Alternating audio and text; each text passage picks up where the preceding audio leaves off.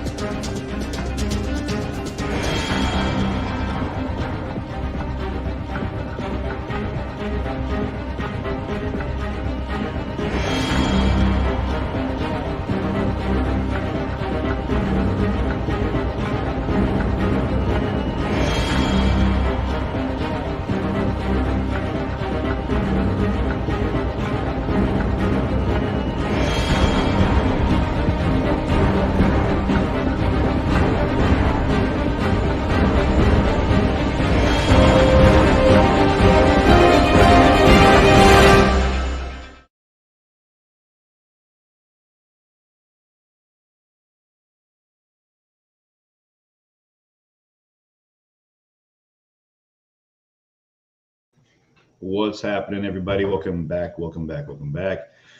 We are, as said, live in Kenosha, Wisconsin. Have been for about a week now. I think a little over a week, if I'm not mistaken. It's been a hell of a ride thus far, guys. I mean, everything that's taken us last couple weeks to get to where we're at, but we are moving through day 4 of jury deliberation here in Kenosha. Um, as the banner says at the bottom, there is no court in session while the jury deliberates. The judge, I haven't even seen the judge this morning. I don't know if he came on a little early or if I missed that, but as of right now, the jury is um, in either en route to the courthouse or been to the courthouse and now been put off in their side room where they're doing their breakout session to figure out what's going to happen here. Um, Interesting stuff's happened in the case of the jury here in this trial, which is to say that you guys recall this MSNBC situation. Let me go and pull up this article real quick and read you guys what happened here with MSNBC. So the Kenosha, Wisconsin, the judge in the Kyle Rittenhouse murder trial banned MSNBC from the courthouse Thursday after police said that they briefly detained a man who had followed the jury bus and may have tried to photograph jurors. Now, this is from MSNBC, you guys. Like, one of the conversations that came up out on the steps of the courthouse yesterday, which I found really revealing between two, I don't want to say conflicting protest points, but just different individuals on the steps of the courthouse that had different viewpoints, was mainstream media, that MSM. You hear that term. For those that don't know, MSM is mainstream media. And a lot of people get lumped into that, a lot of different media outlets. But what happens in that, and the reason there's so much pushback in that, and I think a lot of people are feeling that now. I mean, I think anyone watching this right now feels that same way. They feel that the MSM is a lot of the problem that we have because there's such a slight narrative. You know what I mean? A slighted narrative, and we've had such a focal point on centralized media for so long that, especially generationally speaking, people that not for any other reason than what they had access to was, you know, a couple different channels of media, and that was it. And you kind of picked one that worked for you, that kind of spoke to your, you know, whatever your comfortabilities, and you went with it. And people became very comfortable in that. The media outlets became very comfortable in knowing that they had kind of a captive audience based off of their single delivery. And there was no competition. You know, you had your local affiliates based off of your major media, and it kind of just went that way. You know, and people at the end of it all were subject to whatever narrative was placed out in front of them by those major media outlets. And then you have now what we have going is decentralized media, an opportunity to source your media from everywhere. And it's been a beautiful thing to see all the folks here in Kenosha, and a big shout out to all of the other folks that that are out here. And, you know, we've sat down, we've had a chance to break bread a couple times, and we've had some breakout sessions here. It's just been great. And again, it's not a competition thing for us, it's a support thing. And we really appreciate that you're able to get your information from multiple different angles, multiple different sources. You're going to gather more detail from, you know, as many people as possible, and then you're able to have the most collective understanding of situations that take place. And it's beautiful because it really is a changing of the guard, if you will. You know, mainstream media, I think, is figuring out now that there's this front line, you know, and which is why they spend so much time reaching out to us for footage. And, you know, I understand that they have their hands tied in a lot of places. They can't go certain places. They have liabilities. They can't send their reporters into certain situations on a general basis because there's a danger factor. Also, there's a narrative, and we'd be lying to ourselves if we didn't say there was a narrative. Which brings me around to what I was getting at, which is to say that these jurors right now have been subject to busing in and out of the courthouse in a blacked out bus, windows, you know, boarded out, basically, to keep them from seeing signs or any other influences that might come their way from outside of the court. That is happening on a daily basis, and then you have this MSNBC had a reporter apparently that was. Judge Bruce Schroeder says that the man had claimed to be working for MSNBC,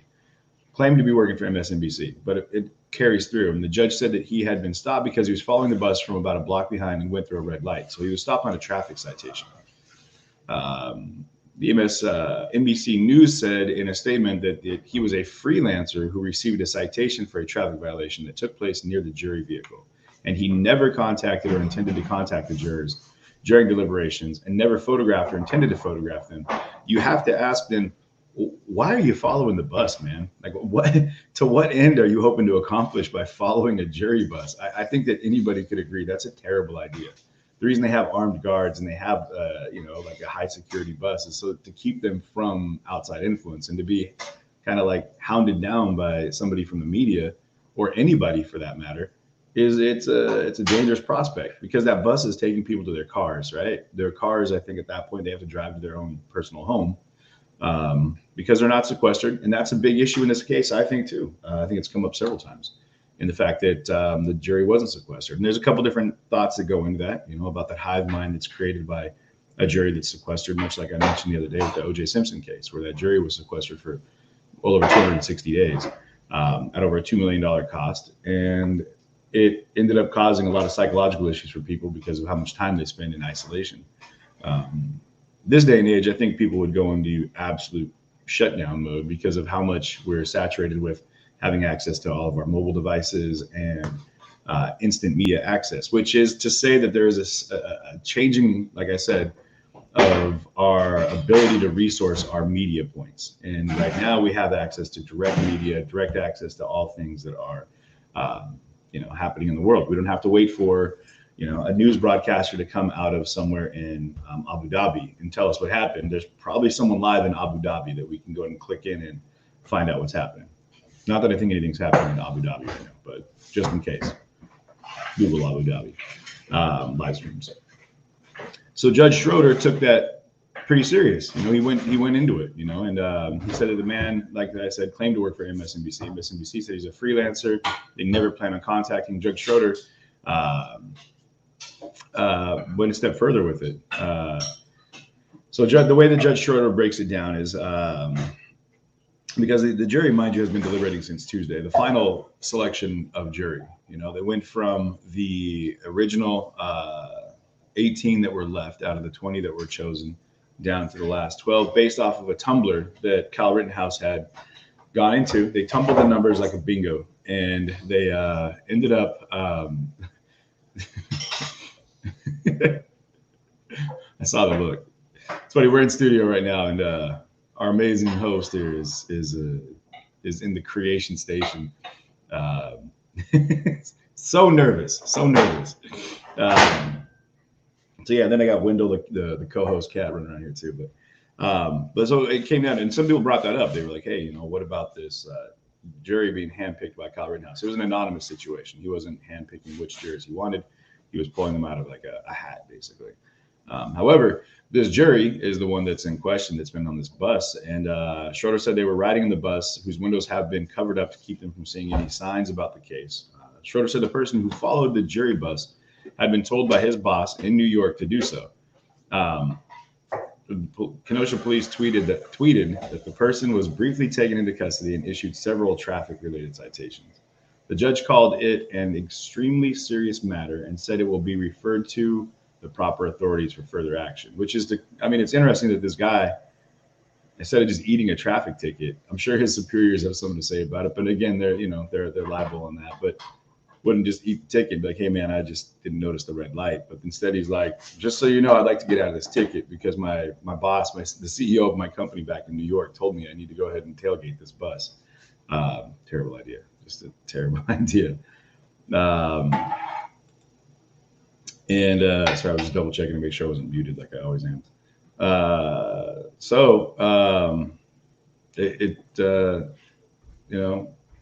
The judge has barred anyone from photographing jurors at the outset of the politically charged trial, as it said, and to say that there's no one allowed to be photographed in the jury as far as they're in the courthouse. So anybody that's allowed in the courthouse, as far as photographers or videographers, is not allowed to actually film and or photograph the jury. They have to be very specific about how they. I believe there's only two actual photographers that are allowed in the courthouse, if I'm not mistaken.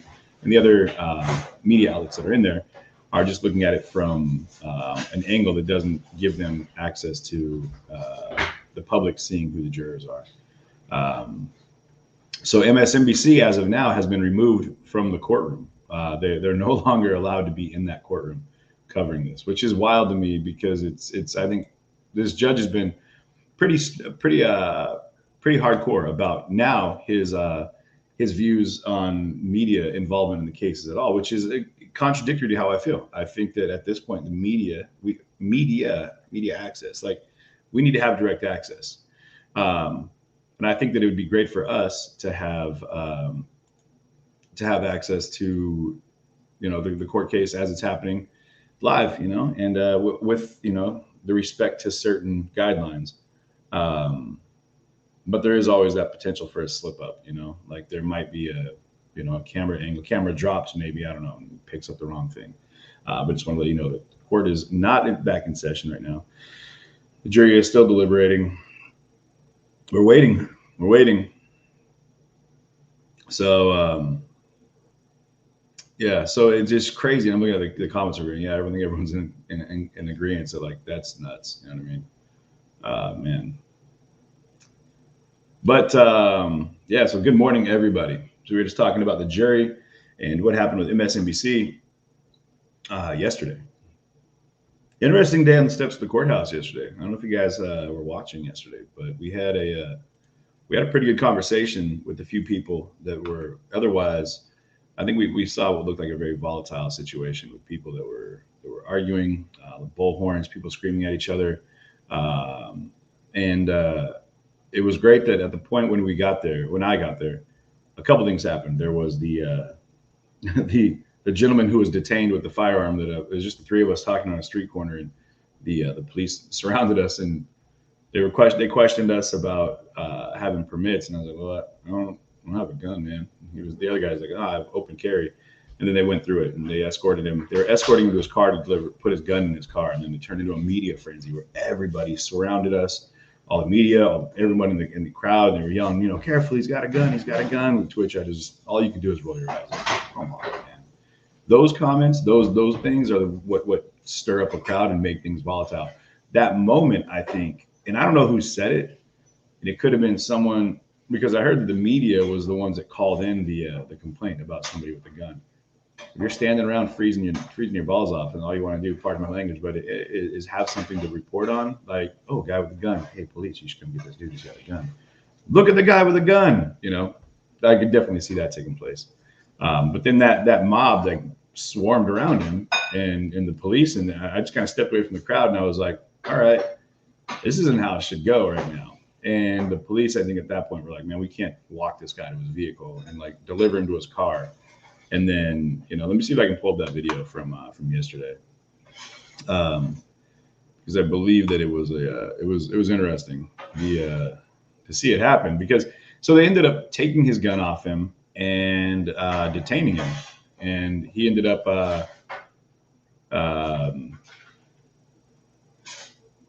yeah, you know, he ended up getting put in a car. You know, he got tossed in a vehicle, which with his hands cuffed. That's right. I'm just trying to find there was a quick video of it all happening, and I just want to make sure I get the right one here. Boom. I believe that I got the over here.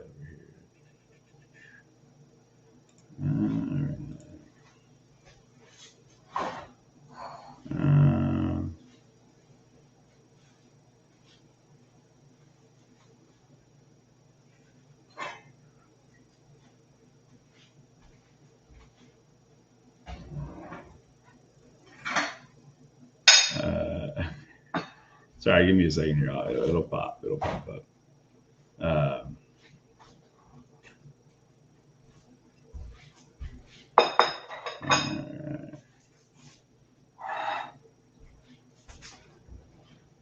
We're getting closer here. Apologies for the hold up. Where is it? I don't know if it was taken down. Anyway, there was a quick video up. Anyway, I'm not seeing it. If anyone has that, you know, sitting around handy, that'd be good.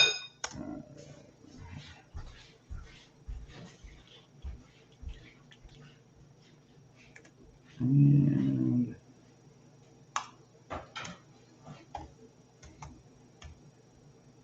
sorry, I'm just checking comments here to see if I can find it.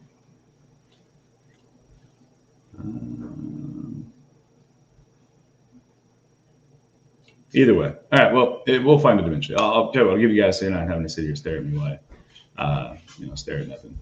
I'm gonna throw this quick little video up. Let you guys take a look at this for a quick second, and then I'm gonna see if I can't find that one from yesterday. And I'm not gonna go anywhere, but here I am. This is when they're towing the Bearcat out.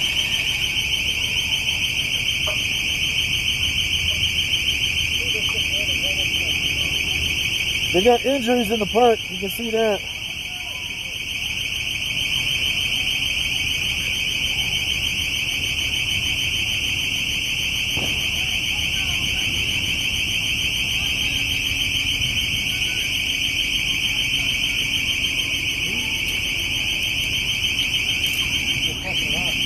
Yeah, you gotta be careful.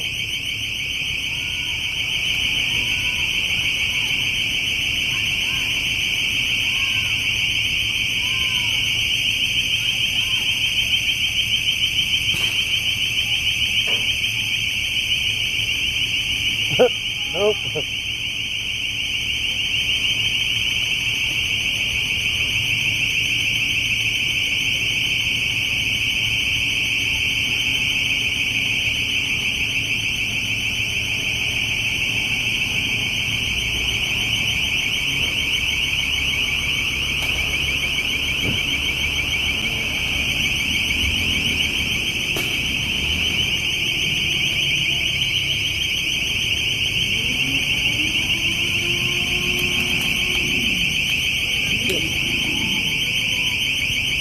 just got hit with a rock. Yep. I'm good. Hey.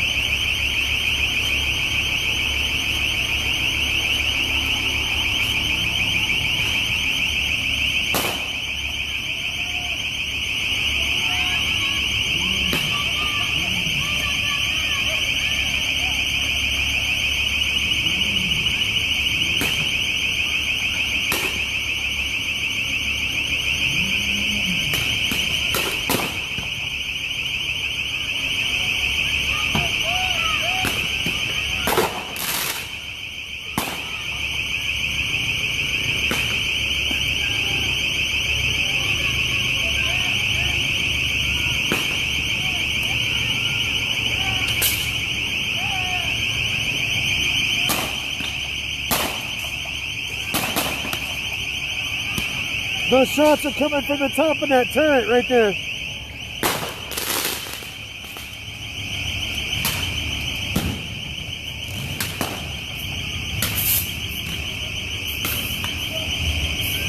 Vehicle is backing up, step away from the vehicle. The vehicle is backing up, step away from the vehicle.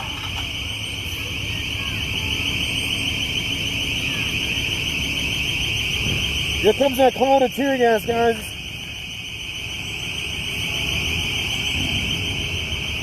Hey, there's something down the street. Something going on over there.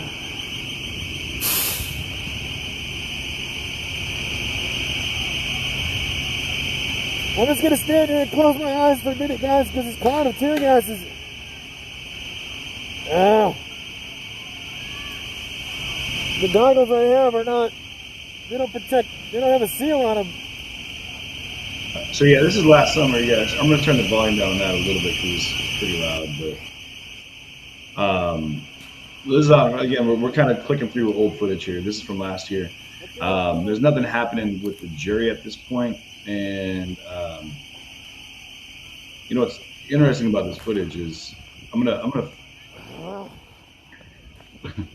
I'm not happy, man. Tear gas. You just gotta get out of that cloud. Some people are monsters, man. They're able to just kind of muscle through it. Yeah, it does. No issues. They just kind of. So as we move this direction, you guys, this is when we see someone with a lamppost. Like they shake the light post and it falls down and hits a person in the head.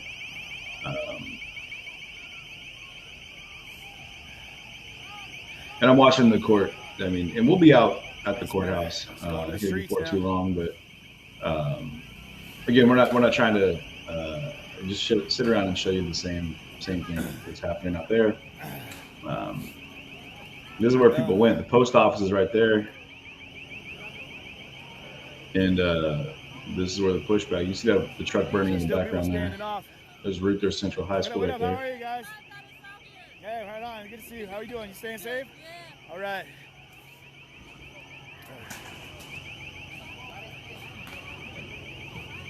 And then people, you know, there's a lot of people. I mean, there was a pretty large crowd at this point, and you still hear the police popping off those less lethal.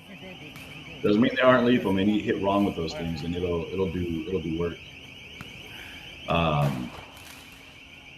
And it's crazy for me to think that anybody would not consider what this turned into from a protest to a riot.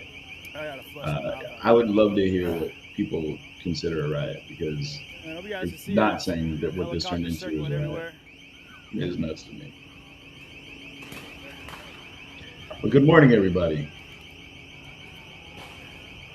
Hope we're doing good. I have been more or less struggling to find sleep and then fighting this Wisconsin cold, because it is no joke out here, you guys. It's probably 31 degrees outside right now, and that's lakeside 31 degrees, which means you got a wind chill coming through here as well. Yeah, they knocked over an entire lamppost. This is when you saw that, like, they were knocking over the entire lamppost over here. Like I said, that blew me away, because those things are like steel bolted to the ground, into concrete. They started shaking them when they were falling. And I think I mentioned it later, but those those lamp shades, the lamp posts are heavy, but like the top of that has got to be. Hercules shit right there. Yeah, the top of those have got to be 30 pounds plus. You know what I mean? They come down hard, and you got a huge crowd around it. And then when and you can hear it, man. I'm gonna turn the volume because you guys need to hear like how much just destruction was happening at all points. So they left the building. That's the LRAD, the long range acoustic device. Oh, man. That you can that. Another one of these right here. Damn. These things are getting plucked out of the ground like weeds. Gregory Edwards, thank you very much. Yeah. It was an amazing combo yesterday. Absolutely. I know it's a little dark right now, but you guys should check out last night. At the end of the night at the courthouse I thought it was powerful. The fact that people were able to finally put down their megaphones for a minute and talk was beautiful because it's something that needs to happen. And I think that there was a common consensus that is what's going to make a change. That's what's going to get us to a better place and being able to actually ask people. And we were talking about BLM. We were talking about big issue stuff. And really, they're obviously going to find a lot of hot opinions about it. But one of the that's Corey. Avengers. That's our homie right there. Oh yeah. No, we caught him a minute ago. Yeah. Hey, Mr. Elijah. Hey, are you going to Washington? Are you planning on it? You gotta come. Yeah, man. Big shout out Corey Elijah, you guys. You need to be there. Corey Elijah is right here in Kenosha. If you haven't checked him out, it's KOERRI Elijah, ELIJAH. The dude's been doing this for a long time. Street lights in the distance shaking. Kriston Harris from the Rundown Live, they ran into each other 2 years ago at another event. Yeah, I got you. Just been out here and he's been on that skateboard, no desire to get caught in all that. Showing everybody what's going on. When they move to the next block, we're gonna have to move up. He's just a super nice guy. So really just, we're gonna have to be from a distance. Straight from the heart kind of fellow. So, and he's a staple in this community, which I give mad respect to. I'll tell you what the difference is here, guys. Yeah, okay, let me get this. Yeah, Portland seemed much more radical when you have like, I mean, everything you saw there times 10. At the end of the day, I will. You've got people out here, and this is like, there's no order in this right here. It's just. That's where me and the homie CJ were going out on our way. Look at the street lamps. There it goes. Man, people are gonna get there. I mention it, and then it happens. I'm not kidding. Like there's almost like a. So the car source is to the left over there. Yeah, guys, share this stream, y'all. You hear the explosions. You hear the impact rounds. Like all the things that are happening out there are happening the entire time. Janelle Payne, what up, fam? How you doing?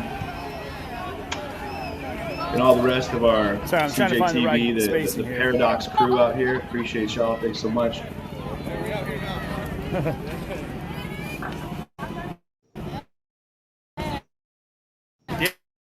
Yeah, I knew they would need a medic. The 2 men that were speaking yesterday dropped some super hardcore facts on people. Corey Elijah, yeah. I think someone got hit by the glass this that is came what down happened. off the street lamp over here. Yeah, somebody. You see people walking over the cars inside there that burned to the ground last night. That's the car source.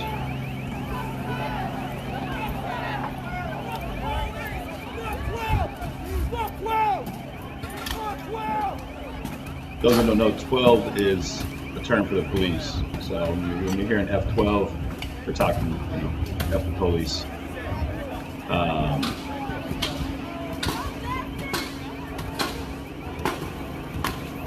You hear the windows breaking. You hear like all that smashing is other more stuff getting broken. I'm trying to check and see 138 because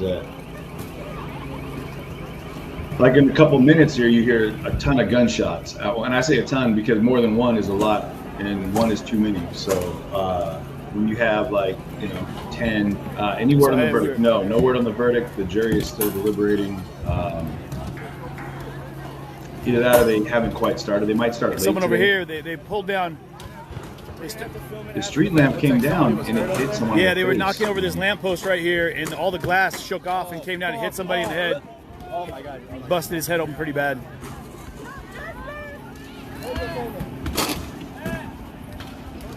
There's a lot of people that were hurt. Hey, do you have anything in your med kit they could use? What I just asked there is do you have anything in your med kit that you can use? Because one of the things that we found throughout our time in all of these protests that so we all carry, and unfortunately they didn't make the transfer with me. You see that street lamp right there? First aid kits.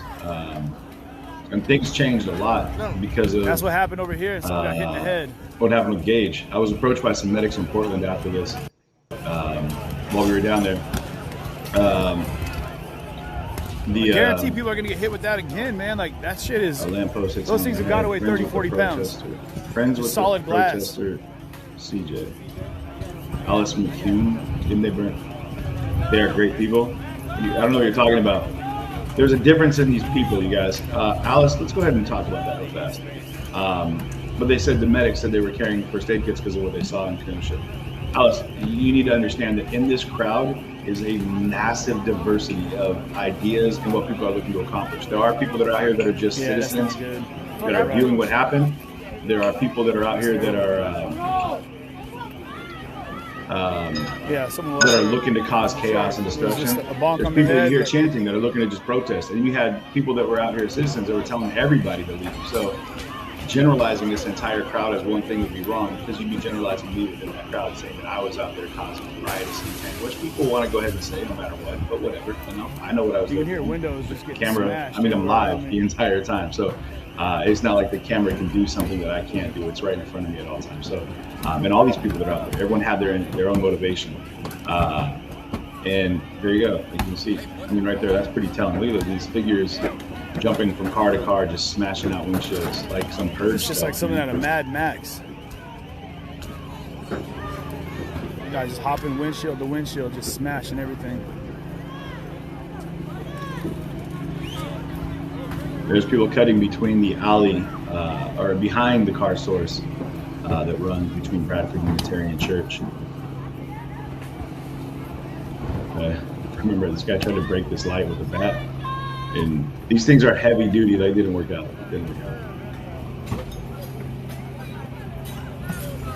The destruction did nothing, man. It did nothing. No, this is last summer, mind you.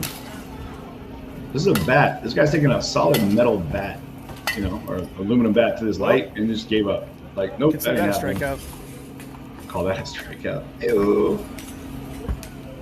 Guy with bat, none. Light in the road, 1. There it is. And really, that's just lets you know how dangerous some of these things were. Like when they destroyed that lamppost and the light came down and hit that person in the head, you had this massive glass, you know, yeah, I'm not sure shrouding coming down. But like you said, we're trying to maintain a healthy distance here, just to make sure that we don't get caught up in what's happening right in front of us. The burning car lot. As this mob's kind of moving through the streets here. See that. They did burn the car lot. It burned again. I mean, it was lit. I mean, I don't know if all 3 nights, but 2 nights. Yeah. One of the things I want to remind everybody is that I think there's a... And sorry, I just had to throw that in there. Nothing happening in the courthouse right now, just so you know. Sue, feel free to email me, cj@cjtv.live. If you need to talk to us and anyone on the team for any reason, you can email me, cj@cjtv.live. From my live feed. So if at hour 4 it dies off, refresh, I'll be back on 30 seconds at the most. So I'm not going to go very far at all.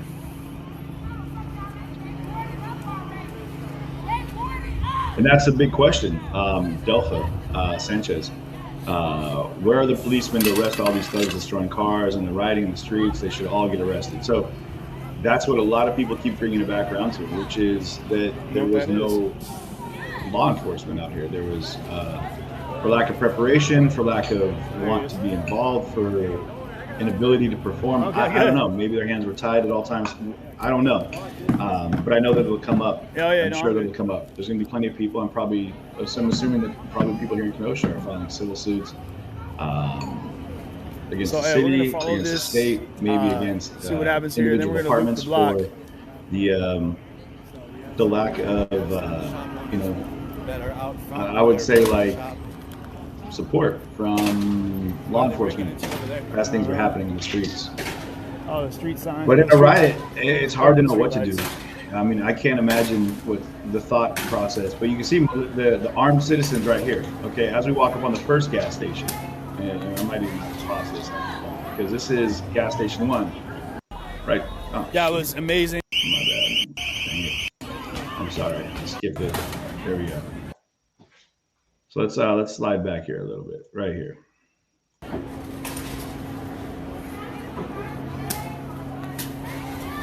See, they're already getting stuff thrown at them. So this is the first gas station right there off of, and you guys can, I think 60th.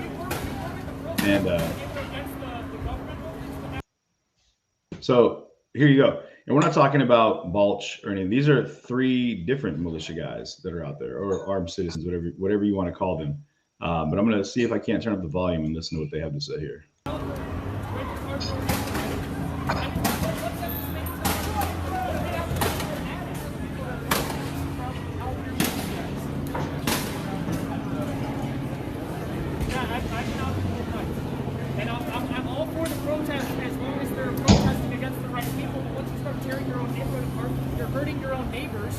I mean, your neighbors didn't hurt you.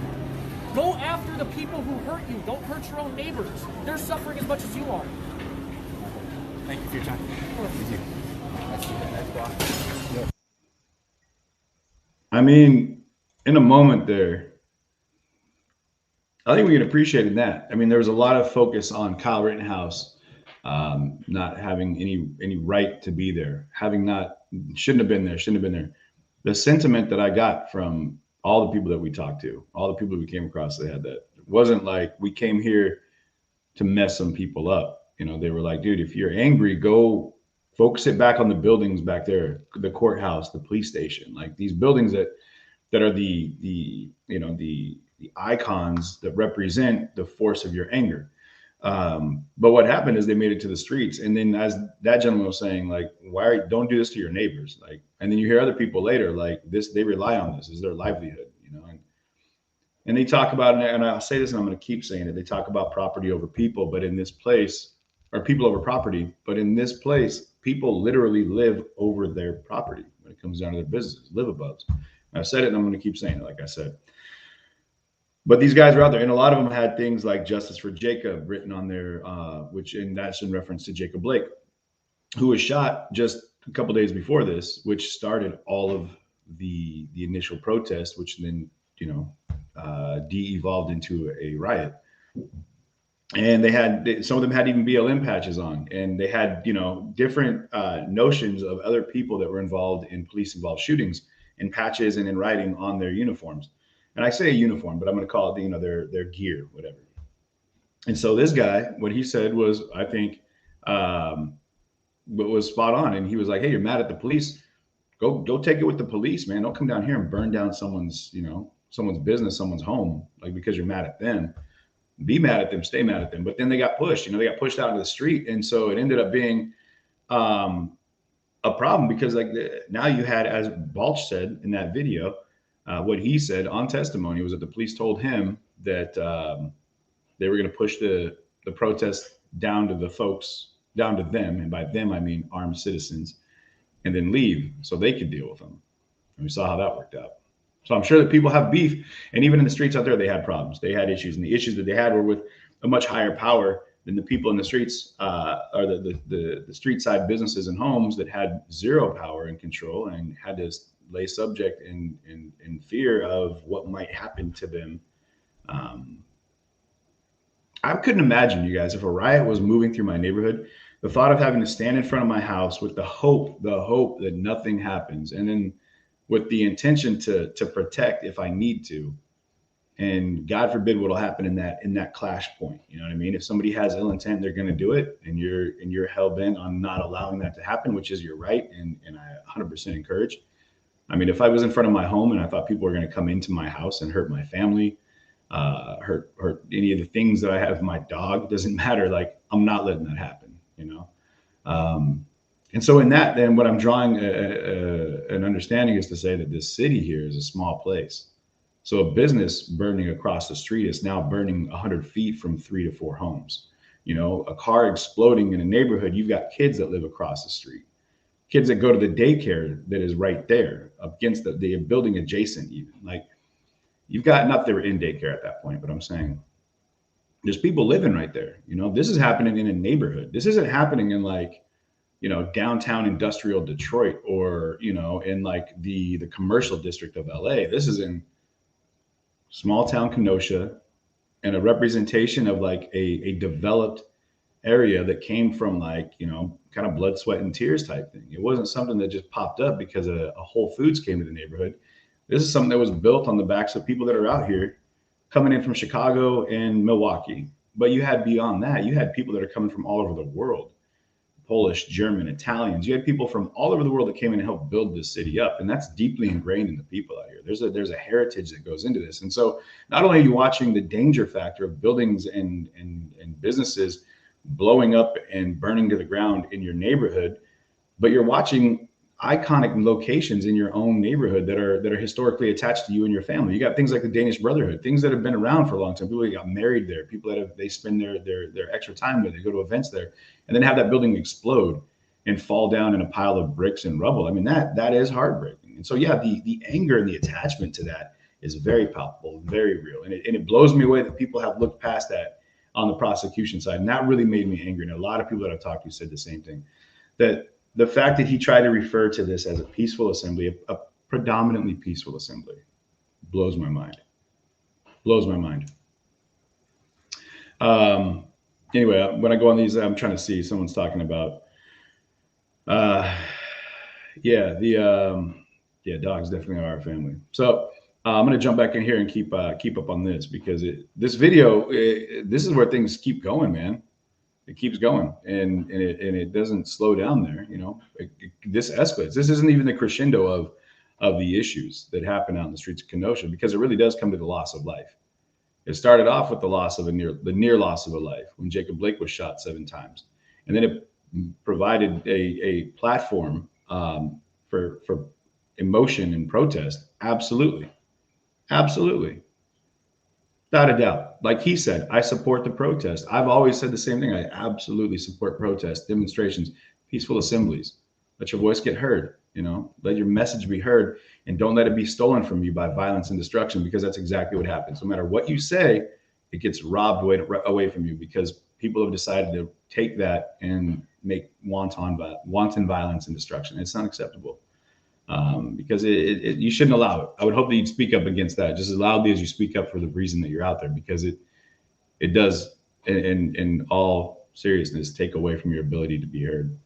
Much like what happened in front of the courthouse with these bullhorns. People are screaming at each other with bullhorns, and it's just like chant for chant. Like they're basically not trying to hear each other, they're trying to shout down each other in hopes to silence each other, which is sad, because at that point you stop listening to what other people have to say, which brings them out there. And if you feel passionate about something, you make it out to the streets, and then there's a great place to come out and listen. And if you're interested, you're in Kenosha and you want to kind of hear some different viewpoints, pop down to the courthouse and just listen, stand back at a distance and listen. You're going to hear a lot of annoying things. You're going to hear a lot of pejorative things said back and forth, but what you are going to get is a chance to kind of like we got knowledge dropped last night. I thought it was beautiful. I thought the conversations we had, and I'm going to go ahead and pull up the group. It was the Kenosha Core, I believe is what it was called. And anybody could pull up that link and send it to me if you would. Coalition Organizing Resolution, I believe is what they're called. Yeah. I'm going to pull them up because I really want to. Yeah, these folks right here are the ones that we talked to last night. I'm going to pull them up real quick. And we'll go back into the video in a second. But let's go into this cat. Okay, yeah, these guys are here. Hold on a second, guys. Right here. So I'm going to make this bigger so you guys can see. So this is the Kenosha Core. These are the folks that were out yesterday and had some incredible things to share with the fundamental. And these are right here. It's at Kenosha COR. It's a community organization. And as it says here, it's a community Kenosha Core is a coalition of grassroots community leaders who have joined forces to interrupt systemic racism and violence in the city through peer support and de-escalation. Beautiful. And there's the root idea of what is the focus there. It says, they're systemic racism. They want to interrupt systemic racism. And they're doing it, not just systemic racism, and violence. And they're doing it through peer support and de-escalation are two of the main tactics there. And you saw that yesterday. It was about de-escalation. And you saw a guy with a bullhorn who was very much in support of Kyle, shouting at the folks protesting on the steps, looking back out at the courtyard. And he finally put down the bullhorn and had a conversation, or he was shouting quite a bit. And the gentleman he was speaking to, who I had a chance to interview last year after the shooting, kept very calm tones, asked politely, may I speak now? Do you mind if I speak? Do you mind if I speak? And he kept it very much right here. And it was beautiful to watch. Even the crowd level kind of slowed down, and everybody kind of just honed in and said, all right, cool, it's time to listen. Now we're having a grown-up conversation. And it was beautiful. And I'll pull that clip up. Actually, anyone on the squad, if you want to go ahead and cut that clip from yesterday in front of the courthouse, that would be great. I'd really appreciate that, because it gives us a chance to take a look at that convo. And I think that it was really powerful. Talking about what it takes to make change, conversations. So yeah, this is the group. You guys, is their Facebook page, the Kenosha Core. I definitely recommend, after what I've experienced and after getting a chance to talk to these folks, take some time, you guys, look into them. Over on Facebook, it's again, it's the Kenosha COR, all one word. So facebook.com/Kenosha. Here, I'll go ahead and put the link up there because I'm allowed to do that because it's CJTV. So here we go. Throw that in your phone. So, Alice, do some research on it. You know what I mean? Do some. I would recommend. You're throwing out a lot of like really, just hashtag phrases. Systemic racism is a propaganda by the Marxist left. Just slow down. Ask questions. What systemic racism maybe advertised to the world, to some people, as it might be heard, could be very, very different for other people. What they might feel systemic racism is. It's a personal attachment to these ideas, these ideologies, or the process they're in. And I'm not saying systemic racism is just a thought process. If we don't think racism still exists, you're very wrong. It absolutely does. All over the world, not just in America, all over the world. So, man, Cindy Lou, go back to sleep, man. Man, go back to sleep. You don't got to be here. If you're tired, go ahead and kick rocks. Go back to bed. So back to the what we were looking at here. I want to give you guys this one right here, Bob. Right here, actually, right here. So they're inside of that one gas station, and it looks like they're moving down.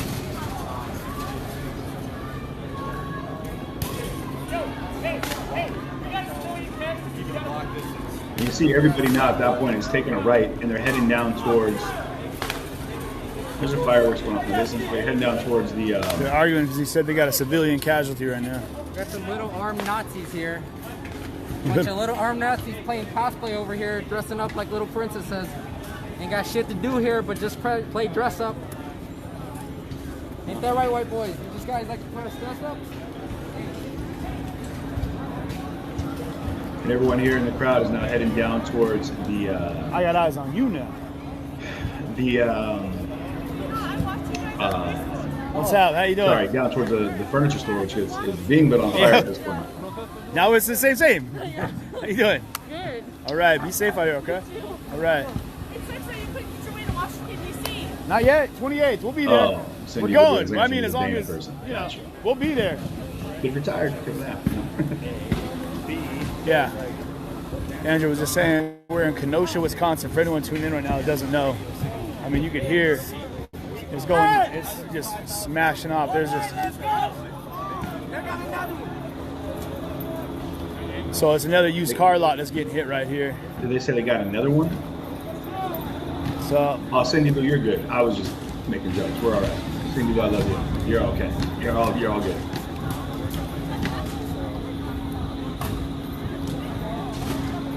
All you hear is windows smashing everywhere.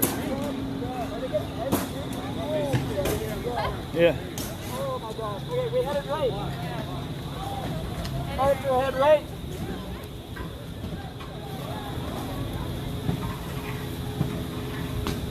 Oh, sorry, bud. Oh, I got you. You're on the ground right now. We're good.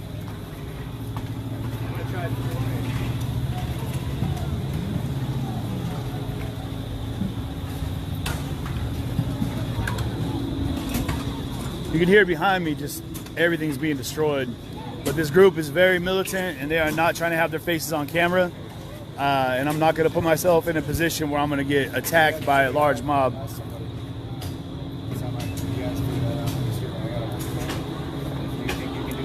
Yeah, I'll definitely try. I don't even know how this thing was broken. Like, it looks like it was chopped open or something. People put in a lot of effort to break some of these windows, like because they put a clear coat over the windows, a clear film that keeps the glass from shattering. It's another layer of protection, much like you have on a windshield of a car. And the I'm just amazed. This area is so small, but like you would assume that.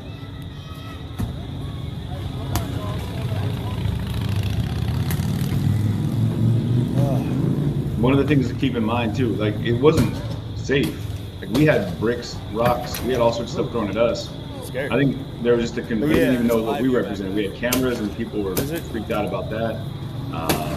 We got helicopters up there. We had following the damage as it happens. Little things would set people off. I think we had Andrew had a walkie-talkie on, and I tried to radio him at one point to find out where he was at. He was in the car lot filming, and people heard the walkie-talkie, and immediately they were like, "Game on!" And on his feed, people are like getting hold of me, and they were like, "Hey, stop trying to contact Andrew." You know, people are freaking out about the walkie-talkie. So we're gonna have to talk through any kind of song. We had like right now, a $12 walkie-talkie that we had, whatever, but it was enough. We'll kind of slowly catch up with everybody as this rolls. But again, guys, I'm out here to get coverage, and I'll put myself in front of federal agents, in front of the police, in front of things that I know at least have a consent in not trying to murder me. But in a situation where this crowd can get really out of hand, I'm not going to put myself in a position where I might end up, like I said, being attacked for filming anybody. I'm not trying to get anybody's faces. Man, you sound soft, CJ. You sound real soft right now. My goal out here is not to get anybody on film. It's just to catch everything on film. So I'm not going to – you get what I'm saying. I want to touch on that point because I think a lot of people get confused about it, and they talk about doxing and whatnot. The goal out there is not to get any one person. What I'm saying, not any one person on film. At no point in time is it like I want to catch faces at all. Matter of fact, if you're going to be out there and you're nervous about someone filming what you do, but you're going to do it anyway, I'm not law enforcement, so I don't have a sworn oath to go out there and like put myself between you and a windshield or you and whatever, But in those places where things are happening like that. And if you don't want to be on camera, remember, there's cameras everywhere. There's CCTV, satellites, obviously drones. My camera is no more of a threat than anything else. But, you're masked up. So you're really as anonymous. If in this case you have Jump Kick Man and Yellow Pants Man in the middle of this international focus, that they can still stay anonymous, I think you're pretty much okay. My camera is not a threat to you. So, and that's what we're talking about here. What I just said was that, it's when you're federal agents, law enforcement, when I'm filming what's happening, the interactions between them and the crowds, it's different because the law enforcement isn't shooting live rounds at the crowd. They're not at this point. I mean, not yet. Let's pray to God we never get to that place in our nation again, where we've seen that before, where you've got people in like the military or law enforcement like taking real shots at people in the crowd. But still, it doesn't change the fact that out here we've got a very real threat, a very palpable situation that could lead to very imminent, serious and bodily harm. And that's just not. None of us are out there to get hurt. I can't afford the health insurance to cover the issues that would come if I did. So I'm still working on the dental aspect of things, man. So and all that's not cheap when you're running your own game and you're independent. You know what I mean? So yeah. And y'all, I appreciate you understanding. Here in just a couple minutes, you're going to hear a lot of gunshots, which is crazy to me that we haven't talked a lot about that.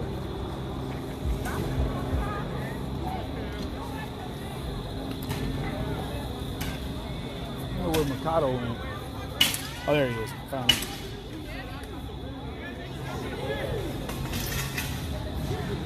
So we'll follow this mob. Crazy hearing all of that glass at all times, just breaking everywhere.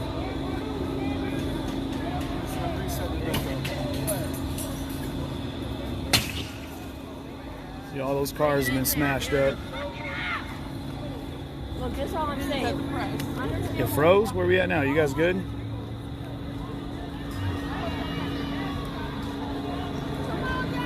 Can you guys hear me okay? Yeah, you never want to see this, guys. It's terrible. There's people's businesses that are being destroyed. And, you know, let's pray to God no one gets hurt.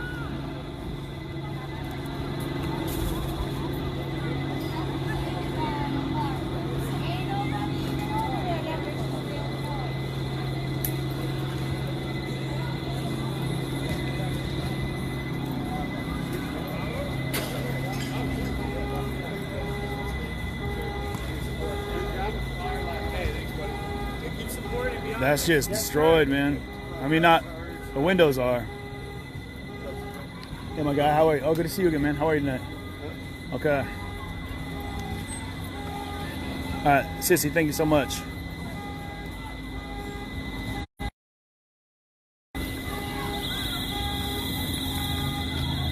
Hey, guys, bear with me. Again, I'm not trying to put anybody on camera right now that doesn't want to be. I'm sure nobody wants to be on camera right now.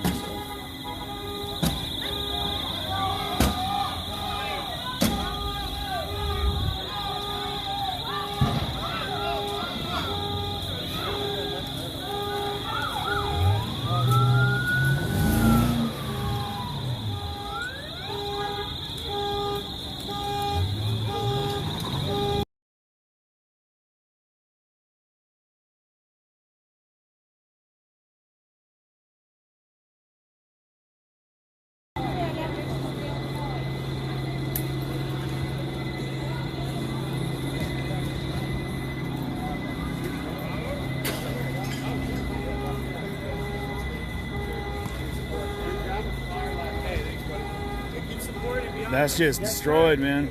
I mean, not the windows. Somebody went back and I believe tried to start a fire in the back. Oh my God, how are you? Oh, good to see you again, man. How are you tonight? Okay. Dude, he's the one that walked us down. All right, Sissy, thank you so much.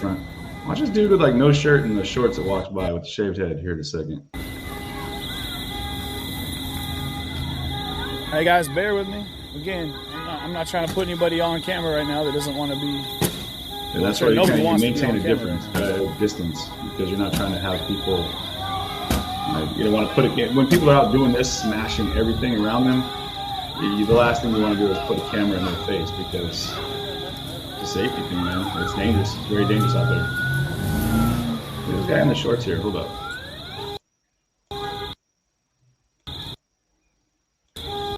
Pickleations. What can you do?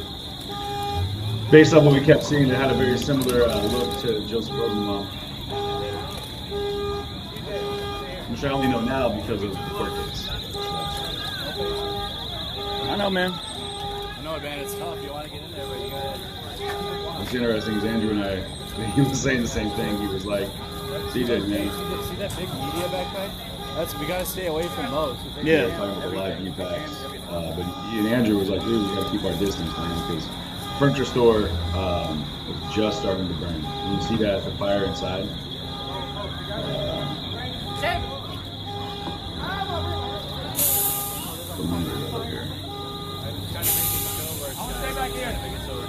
So we're at minute 152, right? Listen for minute 156 here, 4 minutes.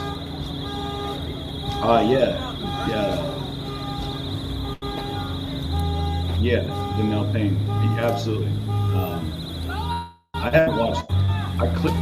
I scanned through this one last night, but I haven't watched this video through its entirety. I can tell you. And this is probably the most I've sat down and watched this video from last year. So again, like when people talk about like doxing and all those things, like I don't even go back over my own footage a lot of times. Yeah, I apologize. I know that someone said it was drowning what I had to say, but is this a good balance between the video sound and my voice? Damn, that building's gonna go up.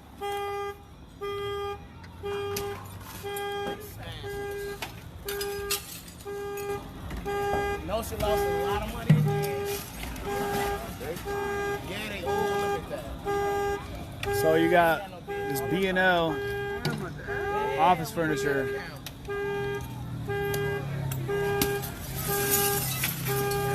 I mean, I want you to be able to hear that. You can hear the windows exploding You can hear the fire. Again, this is from all across the street. furniture in here, so this is, I mean, look how much that's growing just as we're looking at it. It's crazy to watch this, man, because I haven't seen this in a long time. I forgot how quick it went. and they made everything under a curfew right now. Keep that in mind, guys. So This went up so fast. And again, like the guy was saying with the gun, like none of these people did anything at all. They had no involvement with the shooting of Jacob Blake. They had nothing to do with anything. And to keep in mind that a lot of the people that did this, most of the people, I would say the majority, almost all the people. how long has this business been here? Like 20, 30 years, bro. 20, 30 years? You said his name is Buddy? What, I think it's been around a lot longer than that. I don't know. BNL office furniture, bro. Yeah. Now so obviously you're from here. You're from Chicago. Oh, but you live here though. Well, this is home for you now. How does this make you feel? I just see frustration and rage. Yeah. I just see frustration and rage. Change it fast. It keep happening. Like this country ain't saying it. Yeah. No. You need to be punished to the fullest extent of the law, bro. Yeah. Kill a human being, and they need 40, 50 years in prison. Yeah. For real, bro. Yeah. They do it, they did plot. They gonna kill another innocent black man, they gonna do shit again. Yep. They keep saying they ignorant, bro. It's rage. People angry. Yeah. It ain't just black, it's all colors, bro. Absolutely. First. Yeah. Look at that, man. And then listen, Thank you for talking to me, man. right within a minute, listen to this. CJ and Andrew right here, Mercado Media and CJTV. Thank you. Thank you. And it's so hot. I'm gonna slide back a little bit. I'm done with riots for like the last of my lifetime. Those are straight gunshots down here. I don't know if someone just got shot or they were just shooting in the air, but that was all gunshots. So let me paint for you, if I could, real quick, a picture of what was deemed by prosecution as not a riot at points. You just heard about 10 gunshots.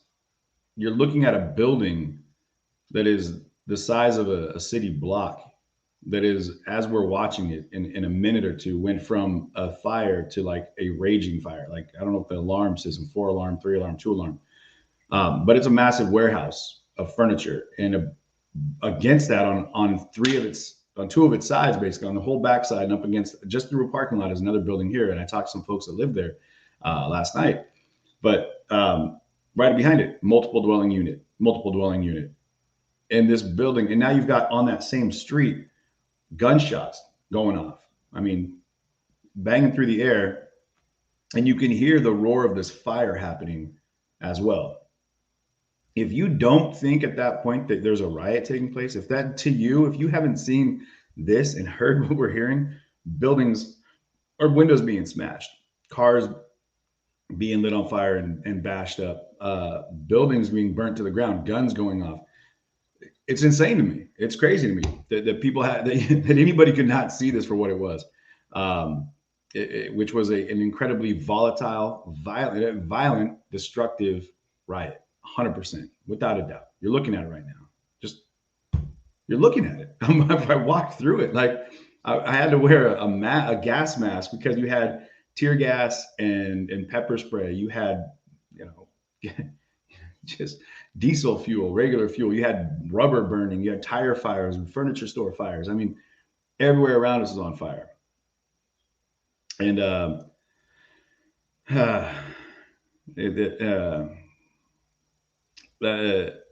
man, I'm telling you, like right now, it's crazy. Yeah, this is Sandy. I'm not sure. Yeah, this is absolutely 100% without a doubt wrong. Absolutely on every level wrong. This is what happens because you have a protest, people that are passionate to have their voices heard, and then this happens. These things happen, and that voice is gone completely. There's no sound there from any individual being heard. All you hear is the sound of gunshots and buildings collapsing under the weight of structure fires that are lit by people that don't have an intent to be heard or care about the message that's being robbed. So if those folks are in the crowd rubbing elbows talking about we're going to burn this place down, and the person they're standing next to has an idea of what they would like to accomplish in the change in the world, like this gentleman that I was just talking to said, we got to change. Smack him in the back of the head in a loving way. Let him know, man, you are going to do everything the complete opposite of what we need to help make a change. And you're going to rob me. You're going to rob me of what I need to say to be heard. So, but yeah, I'm gonna cut it back. So this is that right here. I'm gonna go back a few seconds here and see if we can catch those gunshots. So hot. I'm gonna slide back a little bit.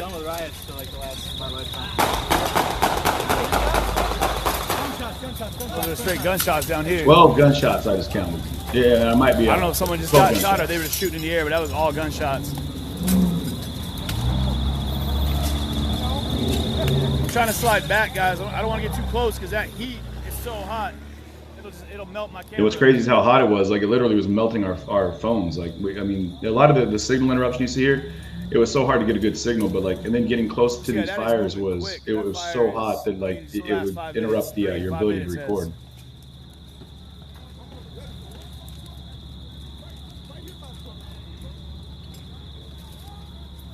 I'm gonna plug my phone while I'm doing this so it doesn't add any more heat than it's already got.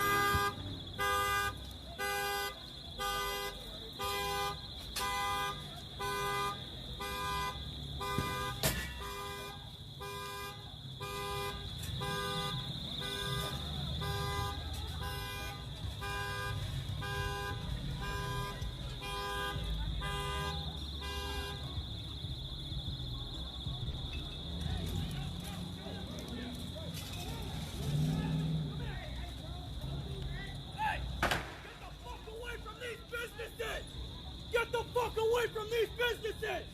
These people rely on this shit to live! Get the fuck out! Get out!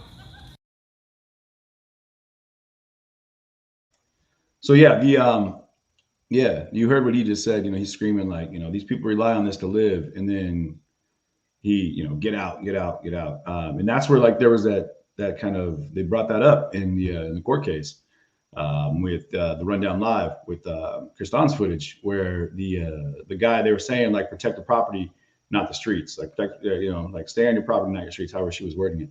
But the guy like grabbed the garbage can. He was like, you know, fuck around and find out. And then Kristan was like, hey man, you need to control this dude. He, you know, he's going to get himself hurt and get all of you hurt because he's going to fire this crowd up against you. They're going to turn on you and burn you alive, I think is what he said, which is a scary thought because of how many fires were actually burning out here. And so, you know, and this guy is full on fatigued up. I'm talking like the boots, the gun, the backpack, the camo, the helmet. I mean, you see this guy coming through, and maybe it does give, I don't know. And I would assume maybe the thought in this, that it could be that the thought is that the more official I look, the more official people will take me. And then the more they're going to respect what I have to say. But I don't think they thought going into this, I don't think they understood how much the official look that you carried with you is the trigger, no pun intended, the trigger for these people that are out here. That what kind of got the rage in getting pushed out of that park. They could focus that on the law enforcement that was there. Not that I want to see that, because you don't want to see anybody get hurt.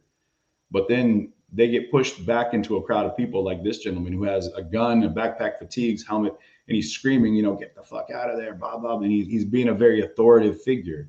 And these people are right now at that point, like that right there is a very dangerous moment. And we saw, and you'll see in a second, that it flips and people start going off on the militia guys. And you had people that were representing for the militia, the armed citizens there, the more decorated, militant looking armed citizens, we'll say.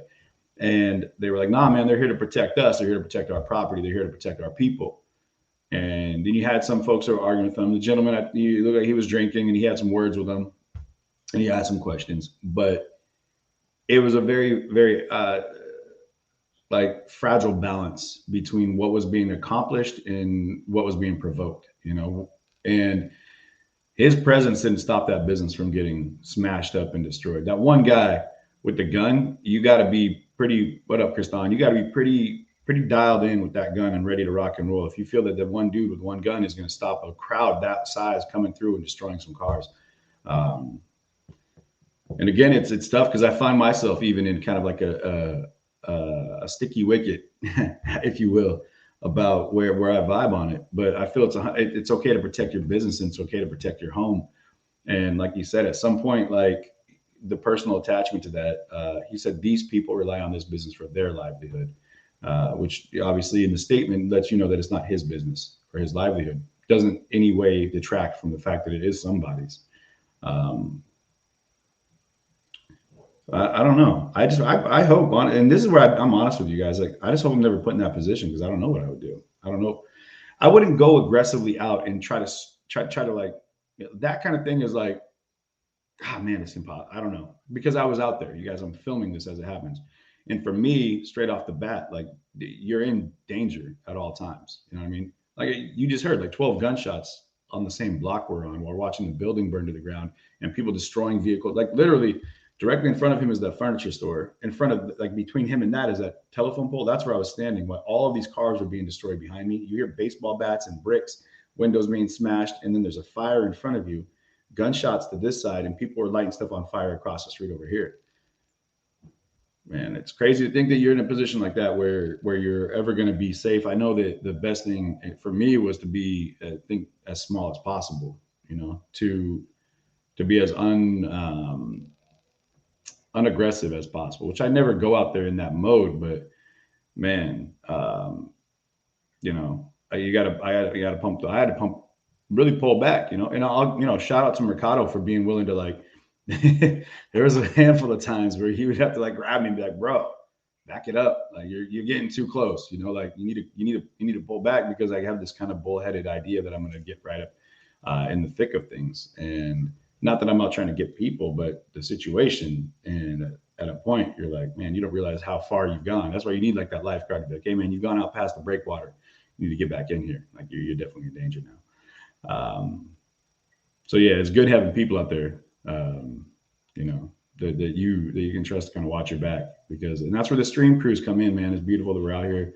All these guys, you know, that sat right here. We all sat down, and it was from all over the country, man. You got, you know, just a group like BCP was out there with it. We got, you know, also, I don't want to miss anybody, so I'm not going to go name by name, but like we had a group of dynamic individuals that were diverse in their views and followings, but collectively, like, yeah, you got to represent each other out there, because we're all trying to give you the same thing, which is a view of what's going on out here without having a mainstream narrative. So support your decentralized media, guys. I don't care who they are.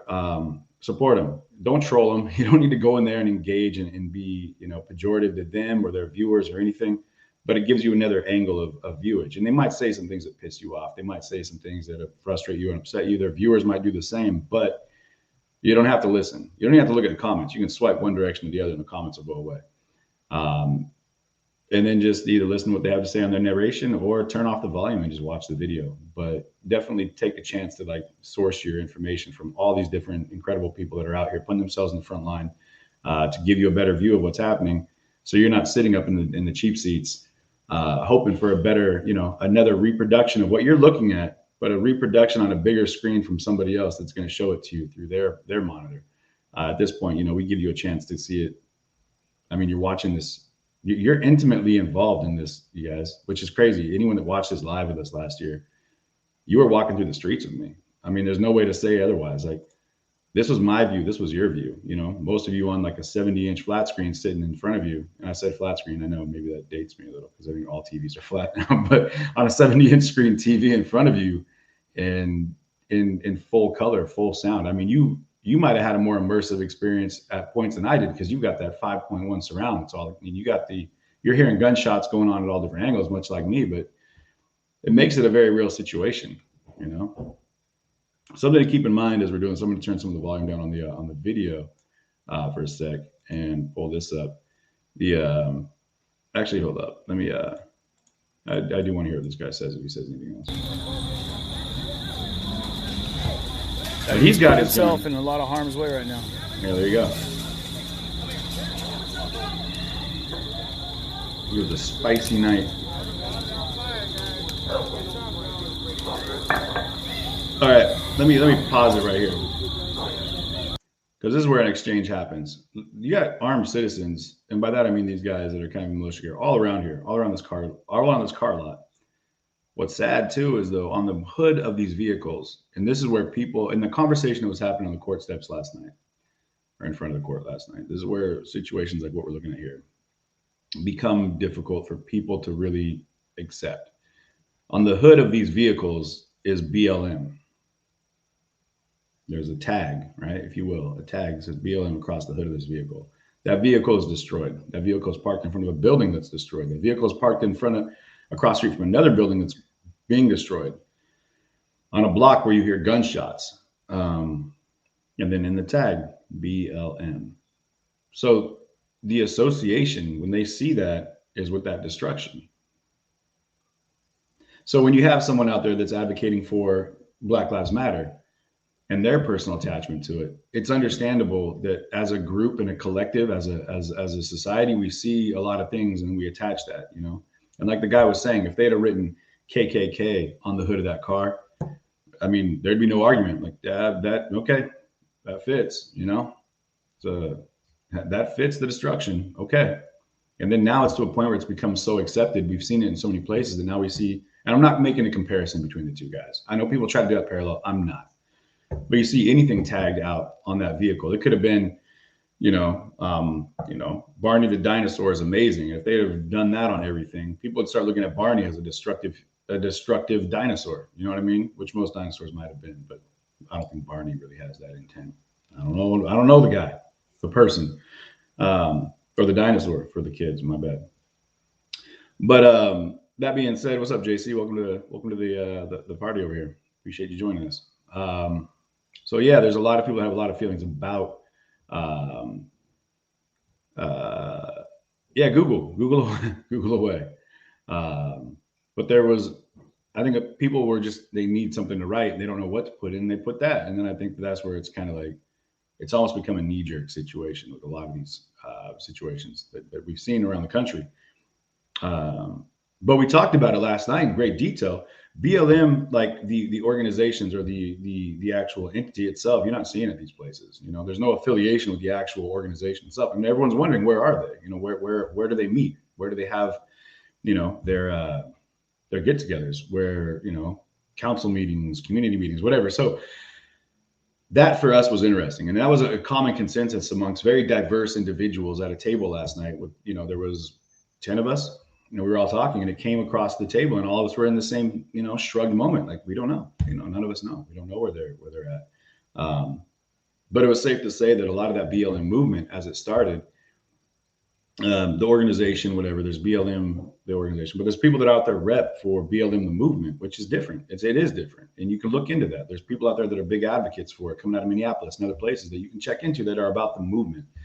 But what happened in a lot of that, I think they moved away from a lot of it, was that you had other groups that came involved, that got involved, and maybe they leaned on them at that point to be kind of like the street soldiers for them. You had kind of like a presence from Antifa and kind of like an anarcho presence, and Block was kind of out there, and it became BLM, and that was the association with BLM, and then kind of BLM itself kind of took a backseat because they started seeing how things were going in a different direction and started taking on a different shape, and we saw a lot more destruction, a lot more violence, and I think maybe they thought at some point, we can't really be affiliated with that because that's not what we're about. But they had kind of allowed this presence of these people to be there, and it was hard to make that distinction. Now you couldn't really make the separation. You'd allowed too many people into the pool party. You couldn't kick them out, and it was like, well, crap, man, what do we do?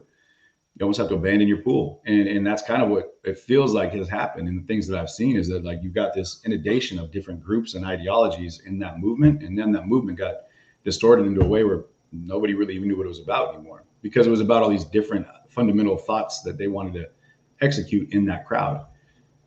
And there's no real central leadership. And I think that's the idea behind a lot of those movements, is they want to have a decentralized, hierarchy, which is there's none therein. And so you get stuck with a situation that people don't really know what they're doing out there, and who knows what the motivation is for BLM, the organization. Who knows? But I know you should feel safe and comfortable to support whatever group you feel properly represents you. And I think that people have different attachments to them as they move forward. So be an individual and be a grown up. Do your research. Ask people questions. If someone says something, feel free to ask them a question, man. And don't be afraid to be asked a question. You know, it's just a question. You don't A, have to answer it, or B, you know, have to worry about the, you know, what people think about you thereafter. Because it's your view and your opinion. So you're allowed to feel and think however you want. So anyway, I'm gonna hit play on this again, and keep it cruising here. But actually, here real fast, I'm gonna turn the volume down on this for a second. That furniture store that we're looking at over here, the furniture store. It's Scott Carpenter was the manager at B&L Office Furniture, and he said that his family started that business over 40 years ago. Being in this for 42 years, you just don't fold up and shut the doors and say, "Oh well, I'm defeated." He said, "I'm not going to let this defeat us. We need to push forward. If we show that this defeated us, the people who did this, well, they won." Carpenter, who broke down in tears when he surveyed the damage this week, said, "Such destruction only sets back the cause of racial justice." Man, really? I mean, yeah. We're talking to the heart there, and that came up last night in an ethnically blended group of people, and we all, I think, collectively agreed and thought. I mean, as we presented our thoughts, that yeah, that's what it does. It backsets the movement for racial justice and racial equality, and people can argue that it's not there, that there's no disparity, and we talk about that because of a systemic term that's brought in there. I'm not going to get into the nitty-gritty on that. There's definitely racism present in our country and around the world, as I mentioned earlier. And we're moving and growing and progressing and changing, and that's going to keep happening. And I think that we can all agree that at some point we will have gone to a point where that's not going to be nearly as thought about and talked about. They're not going to be as talked about. I don't even want to say that, because then it sounds like we're just ignoring it. It's not going to be as prevalent as we move forward.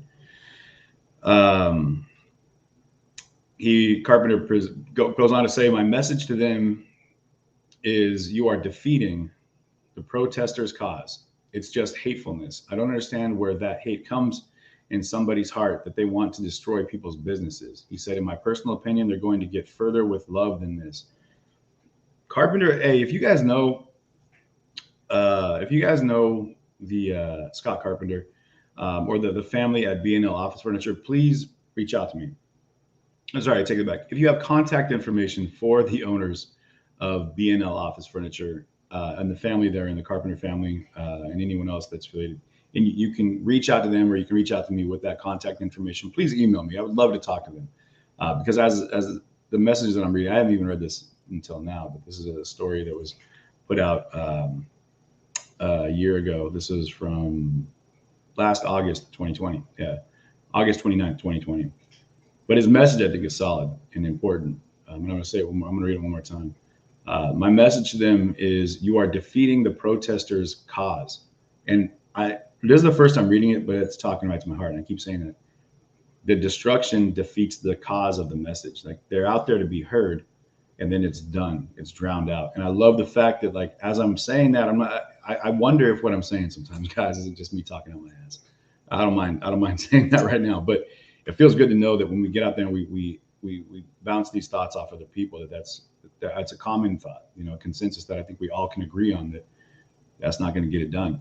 You know what I mean? But there are people that are hard-lined on it. They're super hard-lined. They believe that, like, the only way that anyone's going to listen to us is if we go out and break some stuff, if we destroy some things, or they just don't care at all and they just want to break some stuff, man. And to those folks, I encourage you, go to a thrift store. Do this. Go to a thrift store. I'm not kidding when I say this. Take your way to Value Village, or support a local business. Even do this. Support a local business. Go out and buy a bunch of their wares. Support their business by buying dishes, cups, plates, lamps, anything glass, anything breakable, and sink all of your money into that. Matter of fact, go support businesses in neighborhoods that need the influx of revenue. Do that. Go to a furniture store in a gentrified black neighborhood, or not a gentrified neighborhood, but go to a neighborhood, like I said, and like we're talking about this in some of these red line districts and whatnot. Go there and support a local business. If you're fighting for racial equality and you feel like the best way to do that is to destroy something, go support a black-owned business. Buy a bunch of the wares, and then go to like a wrecking yard not a wrecking yard, but to a refuse center and destroy it all there. Smash it all up, because now you've done two things. You've got your desire to break things out of your system, but you've also supported a local business without destroying a local business. Sounds like a good compromise to me. I mean, just saying. When I was a kid, we used to go to the recycling bins, and this is back when they had glass bottles. And I used to love being able to like throw the glass bottles into the big recycling thing, because I got to listen to like bottles break. When as a kid you get to do that without getting the hell beat out of you for breaking something. And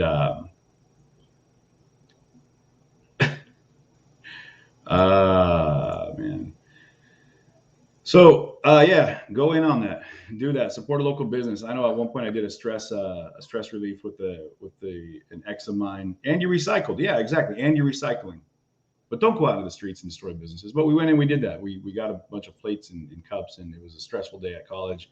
And when and broke them all at the recycling center, and it felt good in the moment. But I would feel terrible if I was doing that to someone's business. Like if I went into someone's business and just started destroying all their dishes on the shelves, that's not acceptable. So, yeah, don't worry, Dutch. King's gone already. They're good.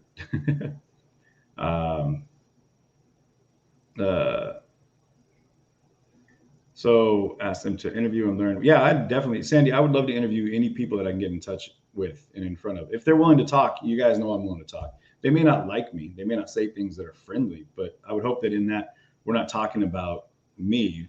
We're talking about the situation at hand. When I ask questions, I hope they understand that I'm asking from a genuine place. They're not loaded. I have no loaded questions. Honestly, I'm not able to think that far ahead when I'm asking questions. So, yeah. So I apologize if folks think that I'm that much of a mastermind, and on the counter love crew from the CJ squad. You're wrong. I really don't have the time to forward plan how I can do gotcha journalism. Most of the time I say things and I have to think about it later. Like, what the hell did I just say? All right, I'm going back over and I feel okay with most of it. I'm gonna look more at this video here, because it is interesting, because then people confront these guys, and they have advocates in the community that are speaking up for them, and then you've got folks in there that are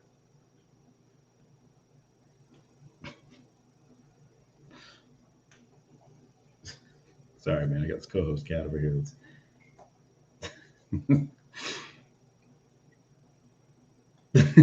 All right, I'm sorry, man. I'm gonna put this back on my bed. I don't know. Court's not started yet, is it? I know it looks like some folks are dropping off. I don't know if we're having issues, but here we go. Let's go ahead and play this.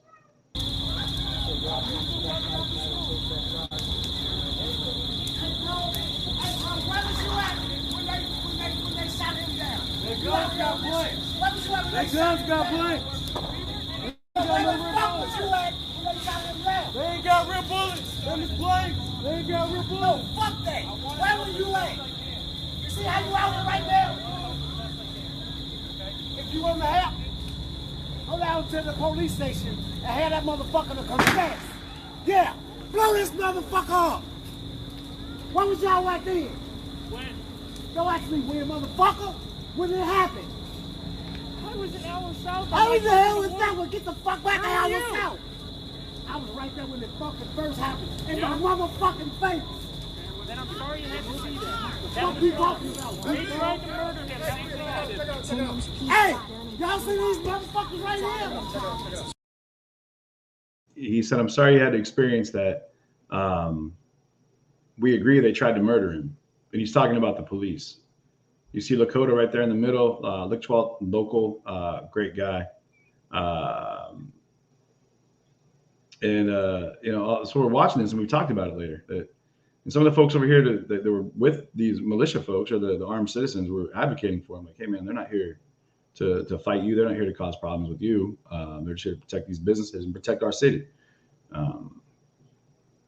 And I'm not speaking for all of them and what they were all trying to accomplish. You know what I mean? So I'm not trying to say that to plant a seed about Kyle Rittenhouse himself. I'm talking about what we're looking at right here and what I experience with people. So. Hell no. Hell no. There's Corey Elijah right there on the right. That motherfucker maliciously shot that motherfucking boy at the same time. Yes, he did. You shut the fuck up because you say you wasn't here. Close your motherfucking mouth, goofball. He just said, yes, they did. He's agreeing with him. Yeah. That's and then the one guy who said he wasn't there when it happened, he said, "You shut your mouth, goofball." Like you weren't there. Sorry, I'm not trying to I'm not making fun of this dude, but I mean, sometimes people say things. But yeah, so they're trying to agree with what he's saying at this point, you know. Shut the fuck up.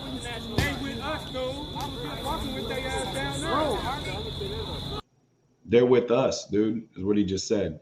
We were walking with them down there. He's not with them, bro.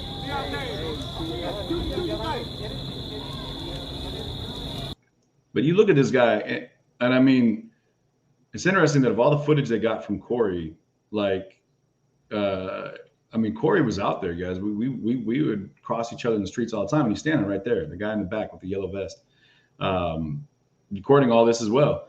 And you see this guy, but he looks 100% like Army, you know, National Guard, whatever, like all fatigued out, same kind of gear, all the kit, the whole everything is, I mean, even down to the impact glasses, like it looks 100%, you know what I mean, like military. And again, maybe it's to deter people from wanting to attack because they feel like it's an actual like presence of the military, and so like, all right, we're gonna move past this guy because the military, I think, a lot of times is seen as I mean, they're looked at different than the police, definitely. Like the Army, the National Guard, you know. But then you have people that are, you know, like the federal law enforcement, and they're looked at very differently from the police too. But they're looked at almost even in a more negative light and connotation than the police. But again, there's a lot of feeling towards anyone, any Leo, for you know, for a myriad of reasons that people have that are personal to them. But do your fucking thing, and y'all keep doing y'all shit. Bro, you got to listen to what they saying. That motherfucker say fluid. It say fluid on his fucking head. Do fluid. I mean, this guy's even got patches on him. I would imagine that, like, anyone that knows what that patch is, feel free to let us know. I don't know if maybe it's just something you picked up or not, but yeah, I don't know what that patch is.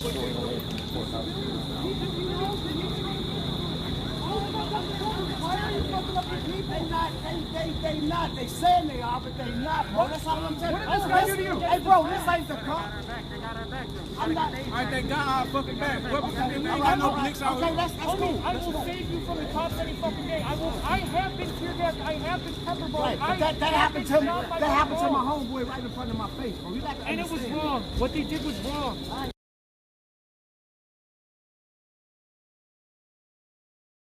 This whole conversation here is so interesting and telling. I know people want me to just play it through, but I mean, we got to look at the details here. So this person here in the NYC sweater is saying that they're here for us, man. They're here to protect us. They got our back. They got our back. And I wish you could read some of the signage or the things that are on their helmets and on their vests. When I mentioned there's like Justice for Jacob and things like that, that's on their gear. And I'm sure someone would argue they did that just for optics so that people wouldn't mess with them, so they could be kind of undercover. But no, I mean, they're out here vocally advocating for the people. He just said, "I'll protect you from the police," is what he said. "I'll protect you from the police." Yeah, stop speculating. And I'm not speculating about anything. I don't know who you're talking to over here, but if there's someone else, that the tank and locality of the citizens are, well, yeah, they may be militia. I don't know. Like I said, I don't know who these armed citizens is what I'm saying, because I don't know of any affiliations that they have. I do know that there's no military presence in the street at this point. There's no police presence in the street at this point. So these people that are armed, I'm assuming, are independently out there as citizens, armed. So that's where I'm going with that. And they all need to fucking hang for it. They need to hang every one of those fucking cops. Shit, that's all I'm saying, bro. But it's the cops that did it. The owner of this business didn't do it. He's one of your neighbors. No, he didn't. I really don't condone all of this shit that's going on. I don't. Then we're on the then we agree. We're on the same side. I was just down protesting with you guys at the courthouse. We got our back. As long as we argue for nothing, we can get back to what we was doing. Then we gotta. Hey, but if they gonna do it, don't scream at them, man. Y'all just gonna make people even more hostile. You know what I'm saying? I got you. Don't yell at them, bro. I got you. If they're gonna do what they're gonna do, let them do what they're gonna do. You're just gonna bring heat down on you, and you're gonna have all these people trying to jump on you, bro. Then you're gonna be shooting people. They want to have more bullshit out here. Just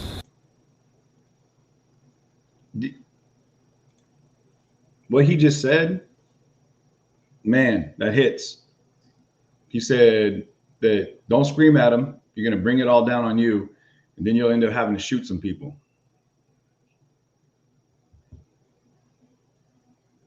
Just saying. people, if you guys are out here to protect these people, bro, just protect them. Well, we're trying to find fires starting and stop them from starting. starting. But they're going to do it regardless. We just stopped that fucking thing from going up. I heard somebody was burning a shirt in there. I've got blood on my hands because of it, because I reached into the glass. Holy shit, did you lose your fingertip? No. I'm just bleeding because I reached into the glass to grab it. It looked like you Oh, shit.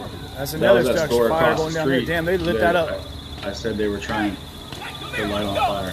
The consignment store. Let's go.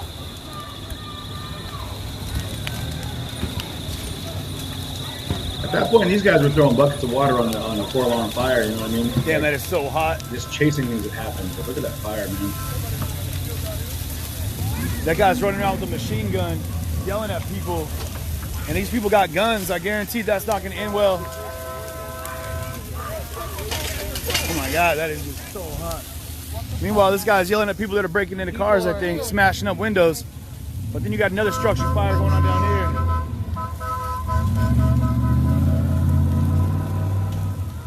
And now that building butts up against a residential neighborhood. Make that very clear. So I really do pray the fire department, again, if y'all want to go ahead and get the fire department out here, let them know that people that have moved out of the area, no one's down there by that fire. They need to get the fire department down here and get this building put out, because right back over here, these are houses on the other side. That's a house directly on the other side of this building. And if that spreads to the back in the lot right there, immediately that's going to hit the residents. Firefighter in sight.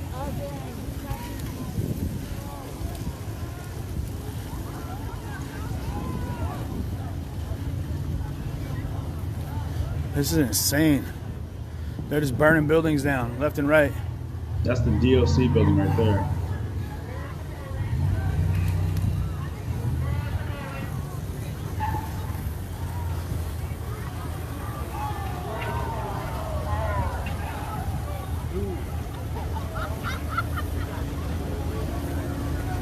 It says Rustin Shesky, you caused this. Well, that's the officer that shot Jacob Blake, Officer Shesky.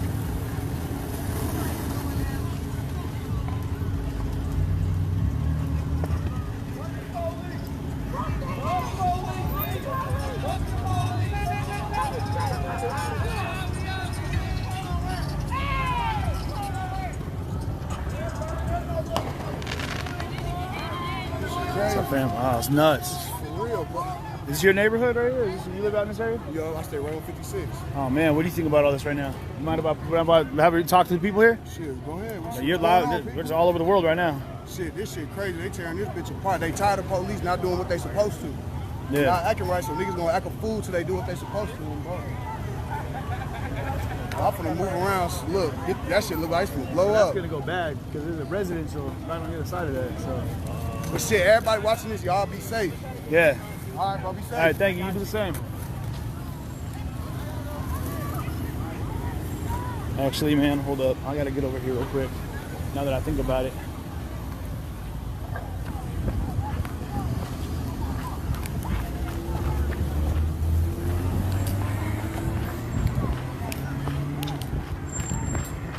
Big shout out to everybody. Just in the last 3 weeks, it looks like we've reached over almost over a million. We've got over a million person reach. Right, we just crested that. You guys doing an amazing job helping get these videos out there. You guys, thank you so much for that. And our engagement here is amazing, man. Over 600,000 engagements just in the last 3 weeks, 3.5 weeks, man. You guys, thank you so much for making this happen. And by that, I mean helping get the reality of what's happening out here out to as many people as possible.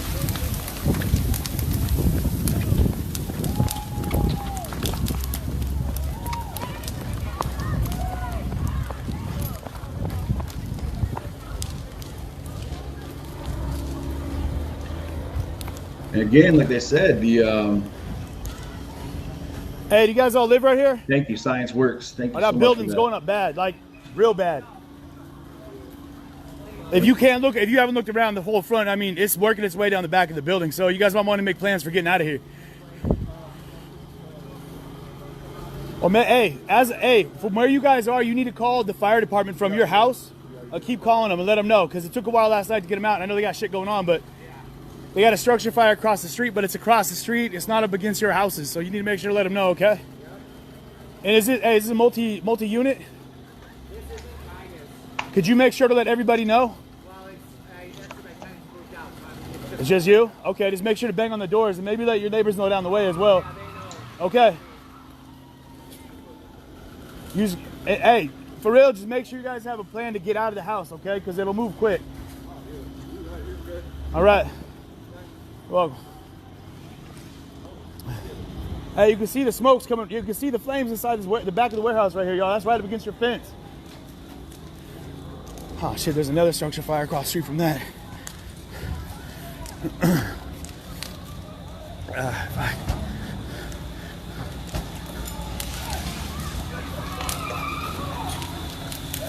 You can hear those guys with the machine guns out there. Oh, fuck, that's so hot. Oh, I gotta get away from this fire. Sorry.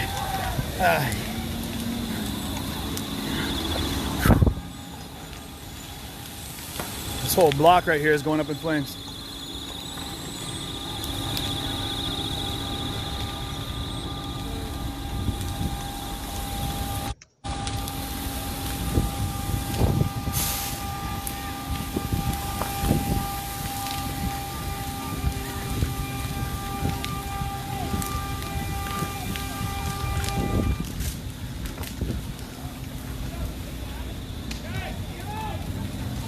I appreciate the this is just how the fire started at the auto dealership across the street down the way.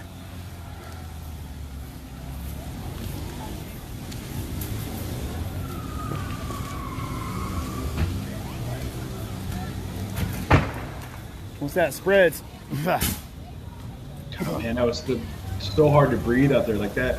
Let me get my mask on. Yeah, that smoke. It was like diesel fuel, gasoline, rubber. My God, that building, yeah. I don't know if you guys can see this. That is. Oh, Tony, yeah. I remember Ryan out there. That building's half come the up on city Ryan block here in a right there. second, actually.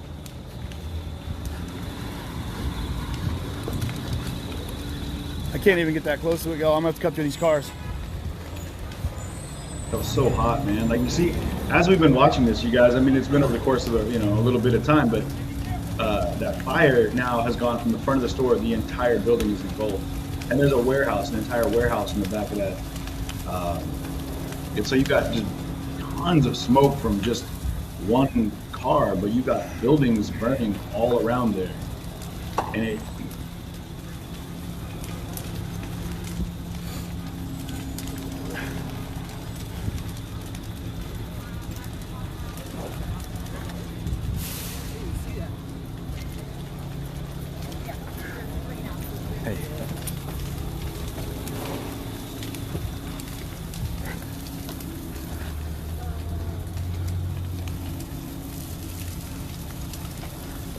Someone screenshot that for me real quick.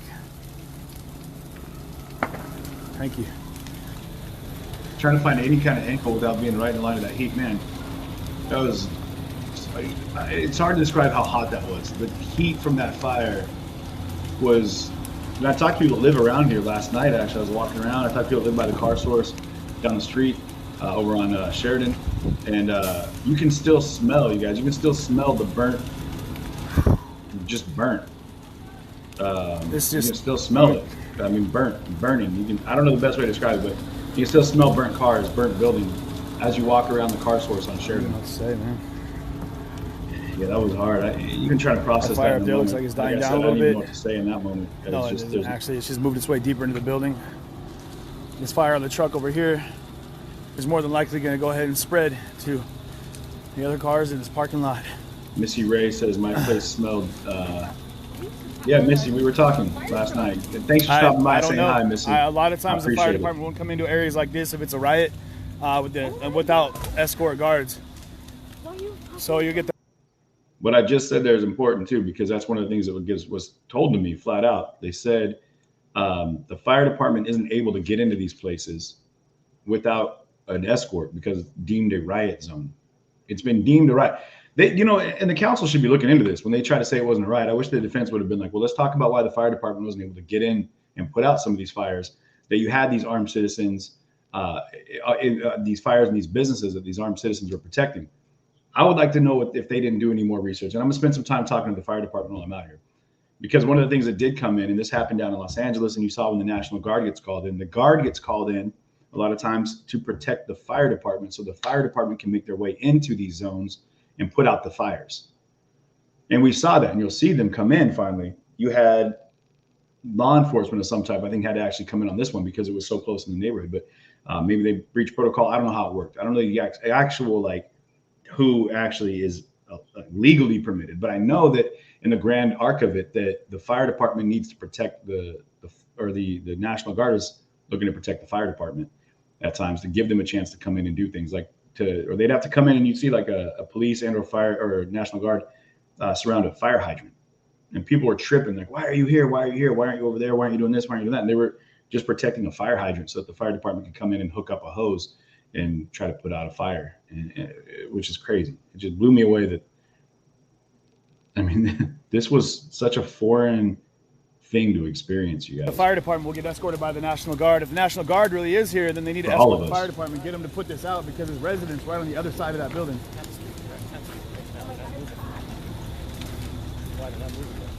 I have to get out of here. You want to head back that way. All right, but. Yeah, right. Okay, cut between these two cars right here, and then just head that way. Let's keep walking. That right there was a moment for me too. People were coming up and saying, how do I get out of here? People were coming out of their houses and asking us, how do we get out of here? Where do we go? What do we do? And that's what I was just doing there. And not this person in front of me, but the woman that was just talking to me was asking, like, I don't even know how to get out of here. Like, they were terrified and didn't know what to do because there's buildings burning all around them, and they didn't know who was what and what was going to happen. And so they were asking us, because we were out in those streets walking through it, like showing everybody the reality of what was going on right out in front of them. Where do we go? Like, what do we do? And all I could tell people was to backtrack some of the ways that I had gone, and I knew that the riot had moved past, and try to direct them towards safety as best I could, because I didn't really know 100%. All I knew was where I'd come from, and I knew that I was behind a crowd that was moving one direction, and that's the last way you wanted to be. And that crowd ended up moving their way into Uptown, and we're going to talk to folks from Uptown here at some point soon as well, and get a chance to kind of take a look at that. And that in itself, man, I mean, just that scary moment. People have to walk up and ask you, like, where do I go? Like, I'm not safe, and I don't know where I can even go to be safe. It's terrifying. This night was a big deal for me because, and I'm going to tell you guys, I'll take a moment here and tell you, because I had people that came on the feed, and if you're in here or if you know the folks, feel free to reach out, because unfortunately it's been a lot over the last year. There was a comment that kept coming up across the screen saying, help, help, help, help, help. And I kept seeing it. But there was tens of thousands of people watching. And so it was hard to keep up with all these comments. And mind you, there's so much happening that I couldn't even really look at comments. But one came up, and I looked a little bit further, and it finally looked at deeper in the comment, and it said they had a developmentally disabled child that lived in Kenosha, right in this area. And they lived out of the area, weren't able to get in to their child. They couldn't reach their child. They couldn't get a hold of him for whatever reason. And they were asking me if I knew if the street they're building, that address, was safe, or if it was in danger of fire, if there was imminent danger from the riot. And they were terrified because it was the first independent living situation for their developmentally disabled child. And so I was able to, with Lakota's help, if I remember, he was with me like just before this happened, but I had to ask him where something was, where this address was. And we were able to figure out that the riots had moved past. There was no fires in that spot, and that house that their child lived in was safe. And that moment for me was huge, because it wasn't a matter of them having to tune in after not being able to hear from their child they were terrified about, and this, trying to figure out if they have to navigate the streets of a riot to come in and evacuate their child.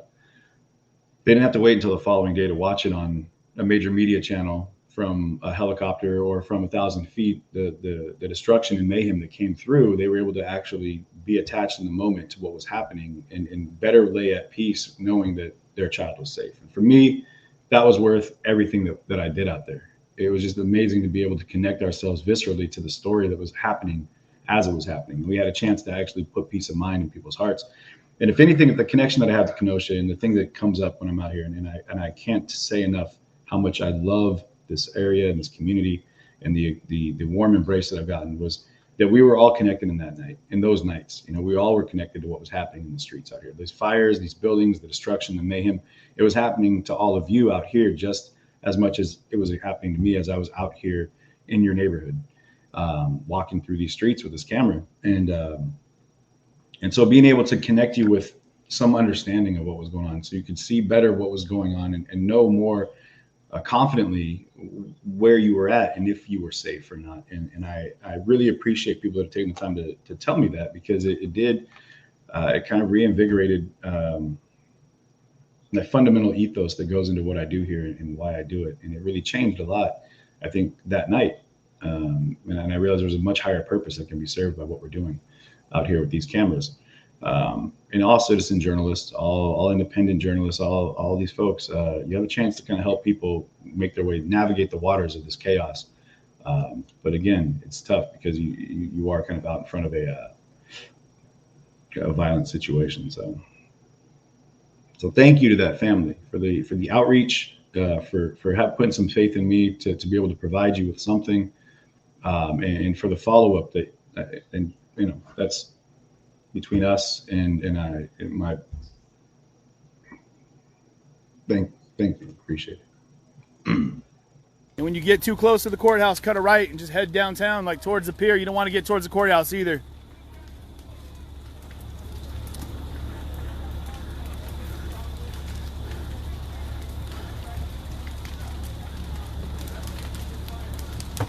That's a church. You can see a cross in the background of that fire right there. Again.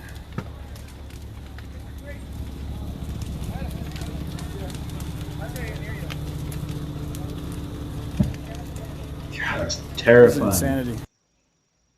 I mean, oh man. Look at the scope of what we're looking at right now, you guys. Like,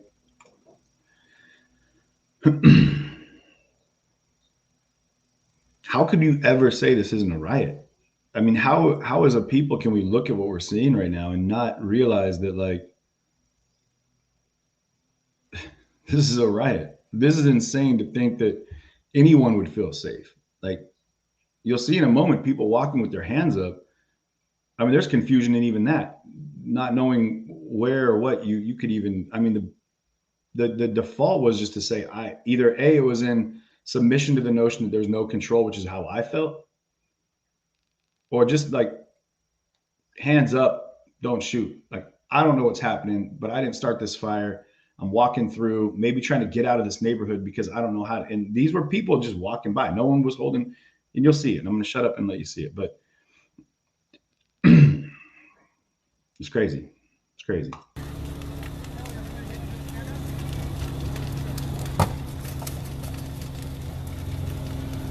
Just even standing back here is so incredibly hot.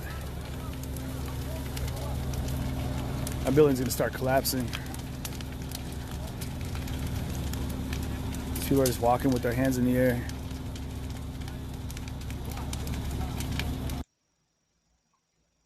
This picture made its way virally, like this screenshot of mine. It was interesting to see this on international publications. It made its way. I saw one from Ireland. I saw one from the UK, or from obviously the UK, but from over in like Russia. There was this picture was taken, and it ran with so many different headlines. But this picture screenshot at one point in the sequence was taken Along with that American flag, there was a screenshot from our feed as well, where you see the fire burning behind it and the flag is in front of it, which is that same flag that came down that I was able to pick up and preserve, and we were able to give back to the city and get it back through effort. And a shout out to Andrew Mercado, who was with me at the time, for helping put in the effort to get that back. Because I know we went through the Veterans of Foreign, the VFW, and Andrew was able to help make some connections through his military ties from when he was in service. So big shout out to him. Not just for that, man. Big shout out to Andrew for being. I don't know why I'm getting all emotional, but for being out there, man. Like, those are scary times for everybody, and I'm seeing comments in here like people are still suffering nightmares, and having somebody out there that you knew was out there with you, to get your back. It was a big deal. And Andrew and I started this together from Minneapolis, where we did a tour of Lake Street, and he walked us through his experience after George Floyd died and what happened there in his town in Minneapolis when this destruction was right there in his city. Doing the same thing on neighborhood streets, trying to like join arms with the community to like have people avoid going down neighborhood streets and destroy houses, trying to get animals out of buildings.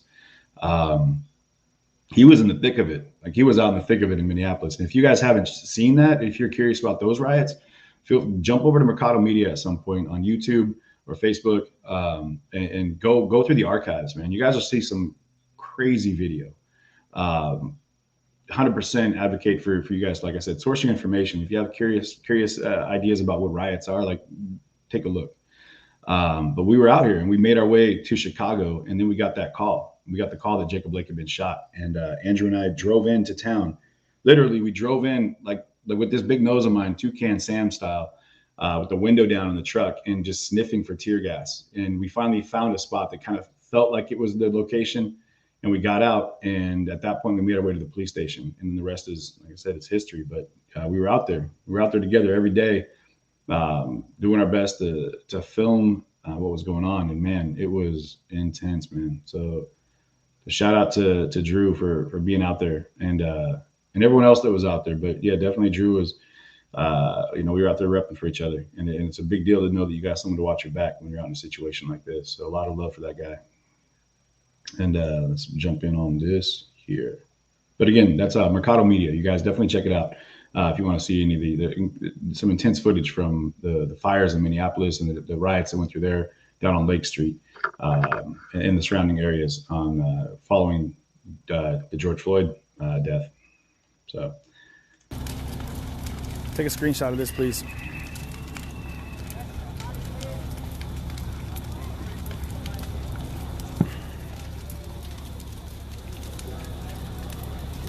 There's nothing to put a fire out over here at all. There's no, like, I looked over here, there's no hoses around that truck. Not that that would do much of a difference.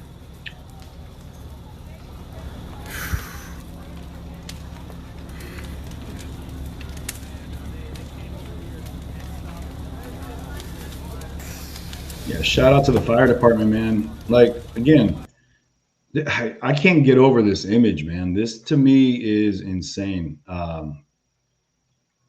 Blows my mind. But in this moment, really, yeah, big shout out to all the different departments that were there, all the fire departments that were there. People talk about how, when we talk about the church, the Bradford Unitarian, about saving the church, really, I mean, and I said it then and I'll say it again now, the fire department showed up, man. They got there finally, and they were taxed then and waxed weary. But they got there after they were fighting all of these things, and they were able to get that fire contained enough that it didn't make its way over into Bradford. So I appreciate the fire department in a big way out here. Tons of love goes out to them for all the incredible effort they put in, and for being willing, brave enough to walk into these scenes and not knowing what was going to happen. Like I said, gunshots, explosions, you don't know, and they're doing their best to do a civil duty. It's a real tribute to the commitment that the men and women, the people of the fire department really put out there. So huge shout out to all the different fire departments that came together to help stop the burning of Kenosha that summer. And in this, a lot of love there, a lot of love.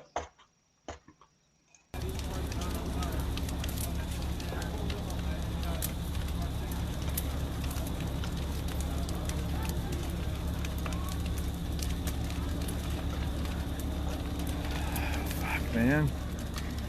There's nothing you can do for these, man. That Like, was we're out the here one I getting talked coverage, about. y'all, and I hope you appreciate that. Like, yeah, we're trying to get everything we can get so you can see what's happening right here, but there's just a huge feeling of helplessness, you know, like there's nothing you can do. It's the only way to describe that is just feeling helpless, man. Just helpless. Hey.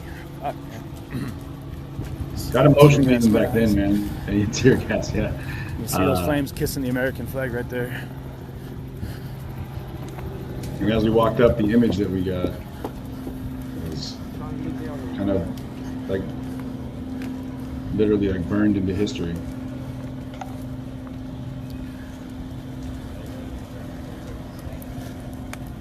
I'm gonna ask for another screenshot from somebody here in a second. If you would, please, right there.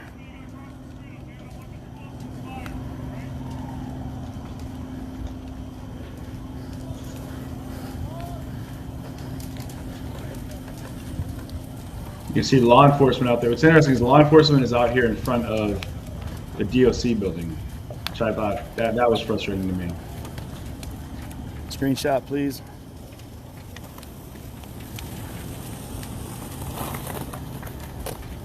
Shelly Irwin, I have no idea what, I think I was, no, it wasn't Corey, but it's not in this cable.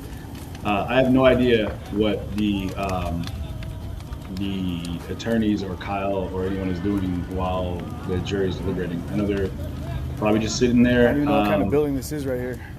Hanging out in the side room, maybe. I don't know.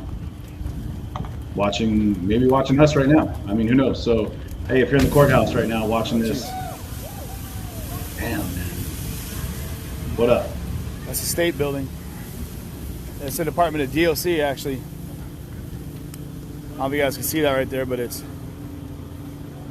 the state of Wisconsin, Department of Corrections, Division of Community Corrections. Yeah, how was Binger mocking the fires? He's like, oh, there's fires. Like, he said, man, did you hear that? He said, hey, you can't come this way. You can't go up the street. And he said, my house is here. Deal with it. That's pretty telling in that moment, if you look at what we're seeing right now. Crazy.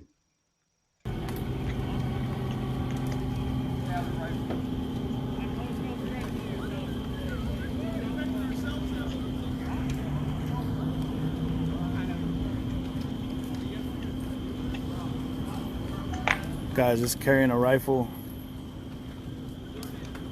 There's the one guy carrying a rifle who put himself in between the Bearcat and the man. You know what? There was one guy that had a rifle. A couple people actually. And for people that don't want to believe that, you're welcome, Shelly. These guys were standing in front of Bearcats with their guns in between the crowd and the Bearcats. So a lot of these people, they're saying like, oh, we're here to protect the people. In Civic Center Park, there was guys standing in front of Bearcats and MRAPs with their guns just in defiance of their presence, I guess. So mind you, everything else is not, I'm not referring to in the grander scope of what that, you know, what could have happened, what did happen, what should have happened. But that's what, you know, what did happen was that. And so you saw these guys that were squaring off with the armed citizens. They were saying, hey, we're here to protect you. Earlier in the night, I'd watched them in an effort that I would assume was to protect people. And their view was from the law enforcement that was there. So whether or not you agree with what they were doing out there, I'm just saying that's what it was. And I watched it happen. And so when they were saying that they were there to protect people, like, they're not lying. The guy that I saw, though, however, was in a lot less gear. And like I said, the guy that we just saw was in like a t-shirt and shorts, and that was it. Not that your outfit dictates who you are unless you're wearing a uniform, which does absolutely dictate who you are. So anyway, moving along. I got to step away from this fire a little bit. It's getting too hot. I don't want to heat my phone up and have it shut down on me. Fuck, bro.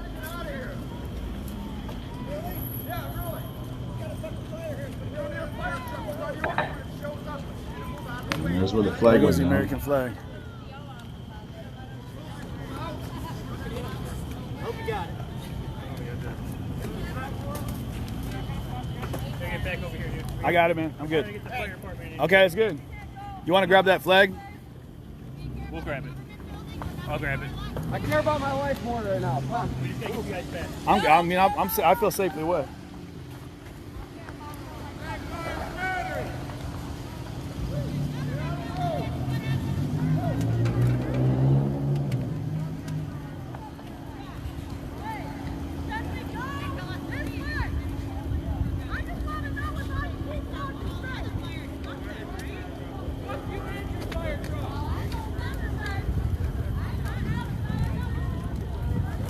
Oh, hey, don't run up on him.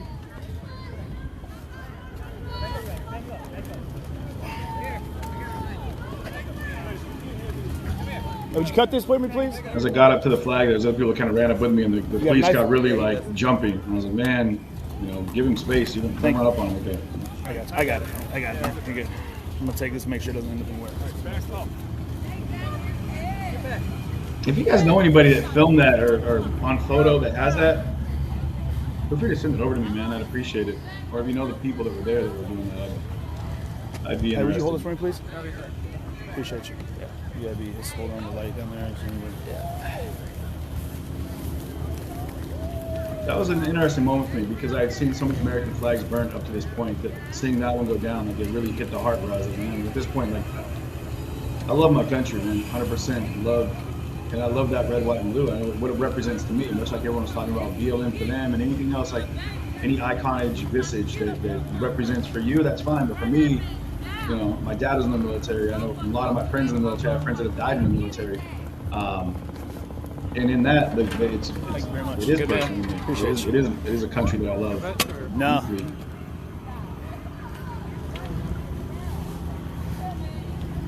So that flag going down really hit. It hit hard.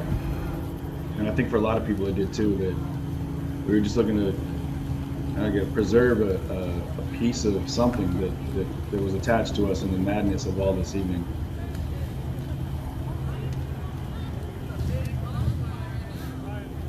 Yeah, thank you guys for being with us out here right now.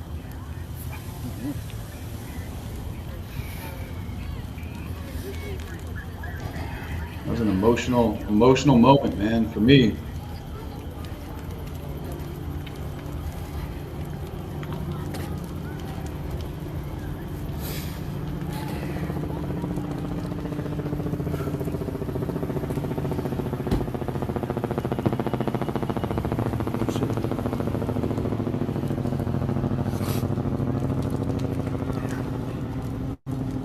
Yeah, that door in that last building, that was an empty building. I'm pretty sure there was nobody in that at all. At least from what I could tell, there was nobody in it. There's no way to get close enough to it to find out. I'm gonna step inside these vehicles so I'm not getting too close to that fire right now because it's just so incredibly hot.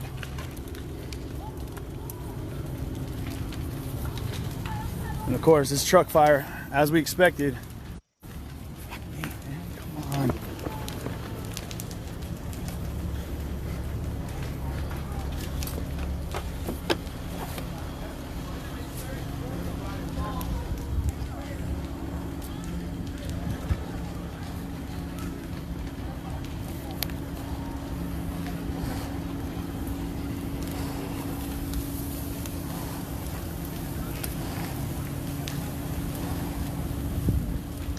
Man,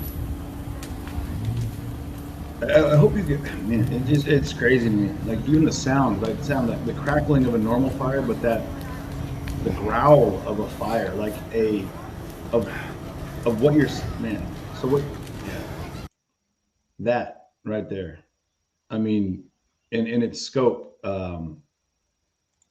is really like, and the sound above it all is crazy.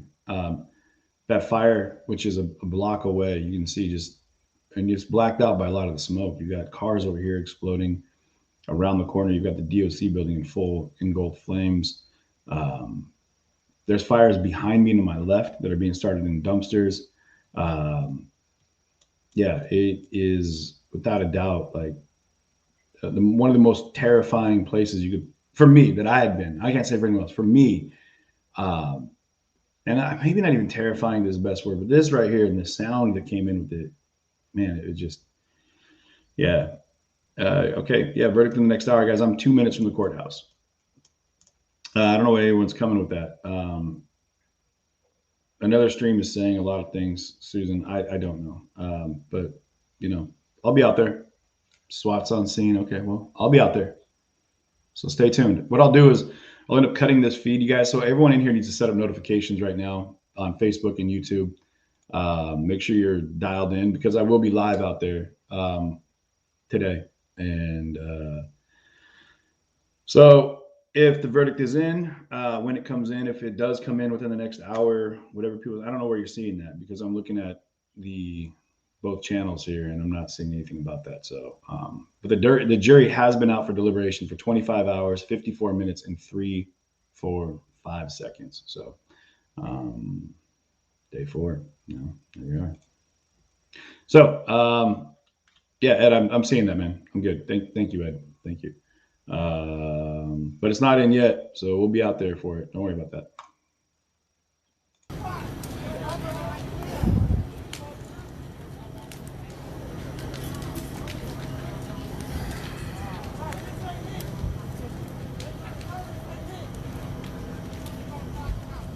This is hard to watch on my end, guys, too. I hope you know that. This is, I mean, what you're seeing, of course, is a car and a building. That building's been here for 30 years, apparently. Buddy, the owner, is a local resident, long-standing part of this community, as best I know, from what I was told. There's a church right here, Holy Spirit Community Church, right next door to this fire, and there it is.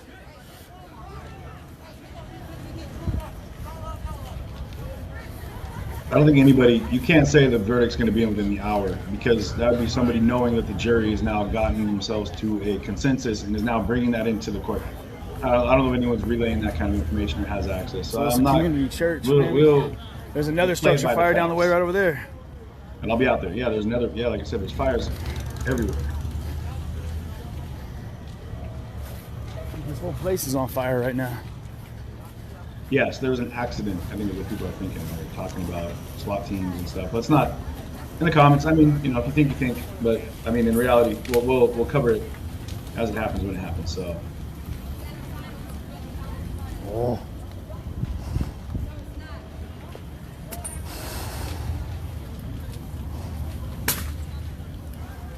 There's fires everywhere, man. It's crazy, man. And it's just crazy to watch this. I really haven't watched through a lot of this. I'm going to skip through a little bit while we're on the stream here, kind of talking through it. But man.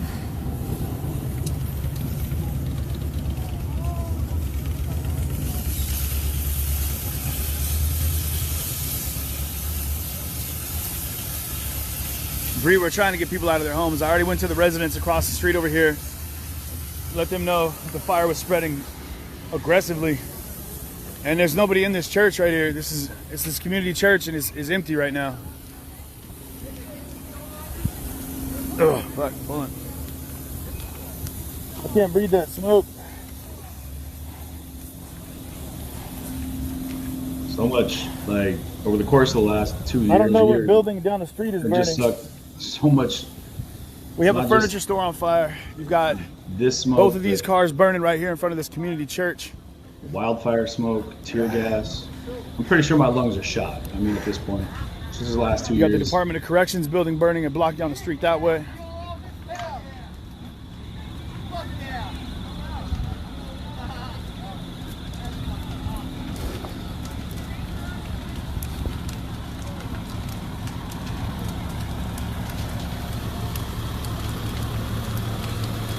I heard the word SWAT, but I don't think it's SWAT's out there. Hey, if you get outside the perimeter a little bit, please. Mind you, a lot of the riot had moved up into Uptown. Thank you for those stars, you guys. Thank you for the contributions, y'all. Appreciate it so much. The stars, the super chats, the super stickers, you guys. Thank you very much. Those direct contributions that are helping keep me out here while I'm able to, cover what I'm doing while I'm out here. Black Lives Matter. Black Lives Matter.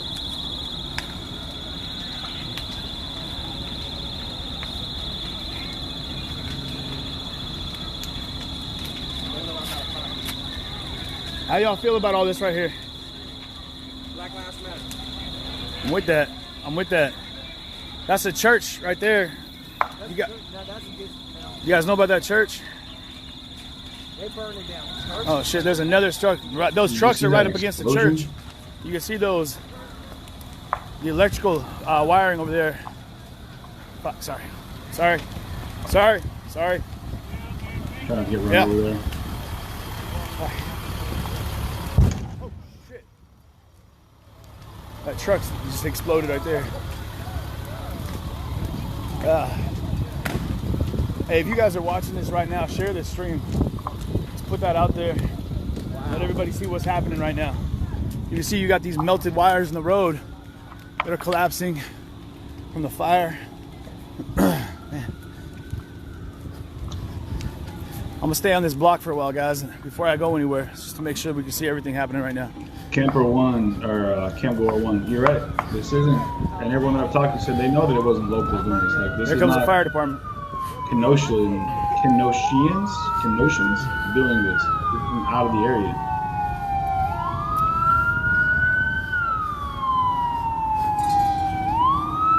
That's from what I've been told and what I've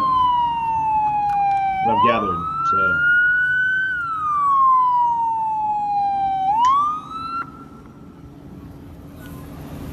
They need to keep going.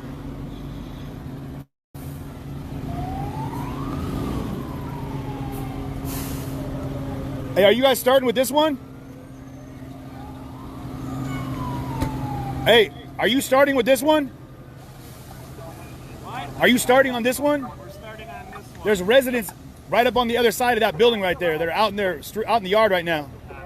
There's 2 multi-dwelling units that are butting up against the back of that building. Right, they're coming.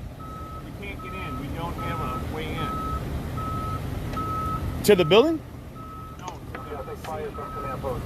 I know what you're doing. I'm gonna let you do it. I'm just telling you, there's residents out in the street out here that are trying to make sure this fire doesn't get to their house.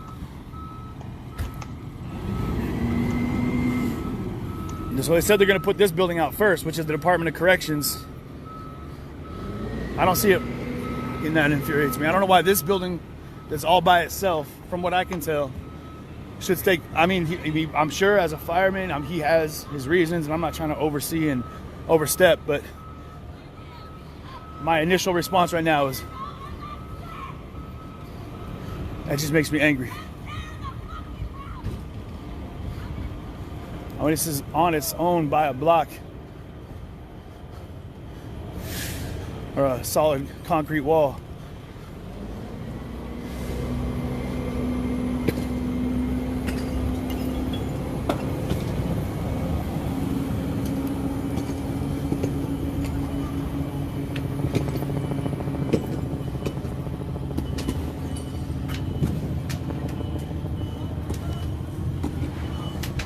This is the back side of the building. You read the sign right here. Do with it what you will.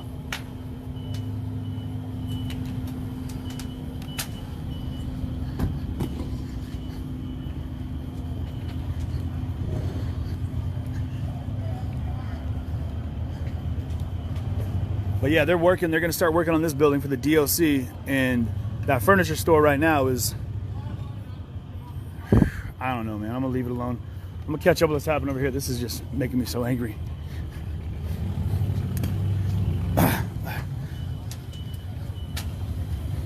But again, I mean, this is what we're looking at, guys. This is the inside of the structure fire right here. And then, which will do absolutely nothing, guys. I know you're thinking it, but there's nothing that'll do. Unless it's already been used and someone tried to make it.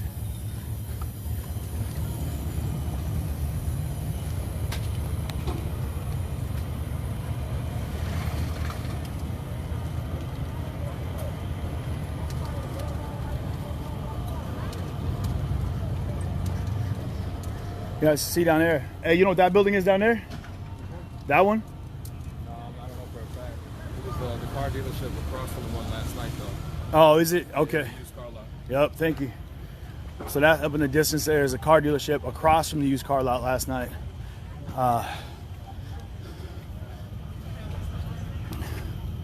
And then You have the back side of this church right here. Oh, there you go. There. Jeez. I smell tear gas. Okay. I hate the fact that I was just able to say that.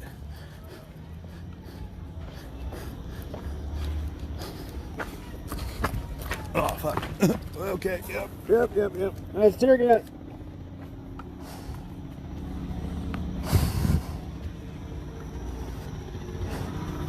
So they're trying to clear out this area to allow the fire department to get in.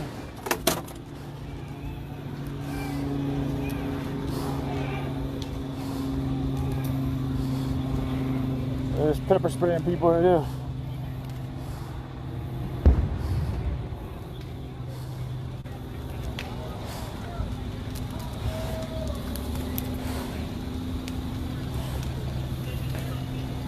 This is the biggest concern on this block right now. I feel, from what we saw last night, this car fire. This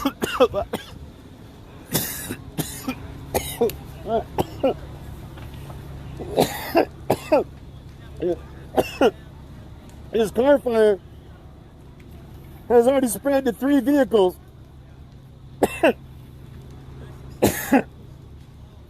If it keeps going, the building behind it, though it is concrete, will catch on fire. And the DOC is where the fire department has started at the block here. And then this B&L furniture place here is, sorry guys. As you can see, is fully gutted.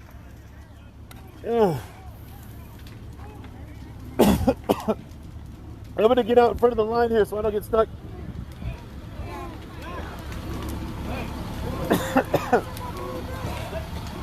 Yes, sir.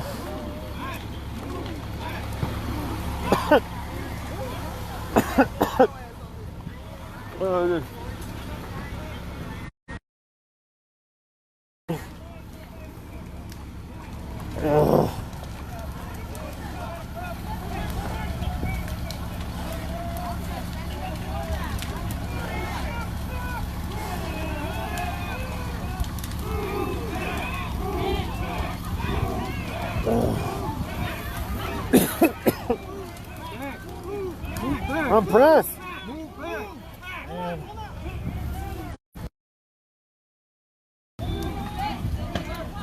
Just getting coverage, guys.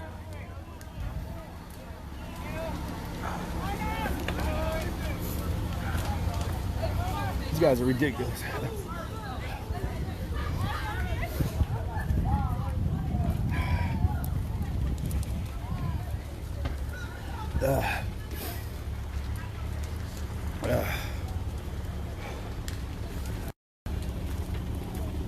I'm not trying to sneak up on these guys. I don't want them to think that I'm moving around on them. So. But they're trying to clear that street right there.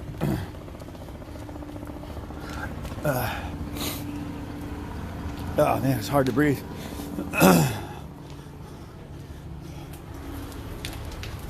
Show you guys what's happening, where they're heading. The direction that they're headed right now is towards these car fires that are burning next door to this church right here, the community church. And they're spreading, you can already see it spreading to that next car right there. The hood's on fire.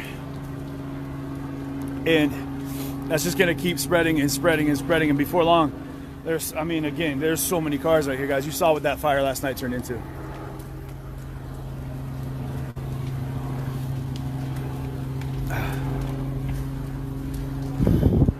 It is so hot where I'm standing right now.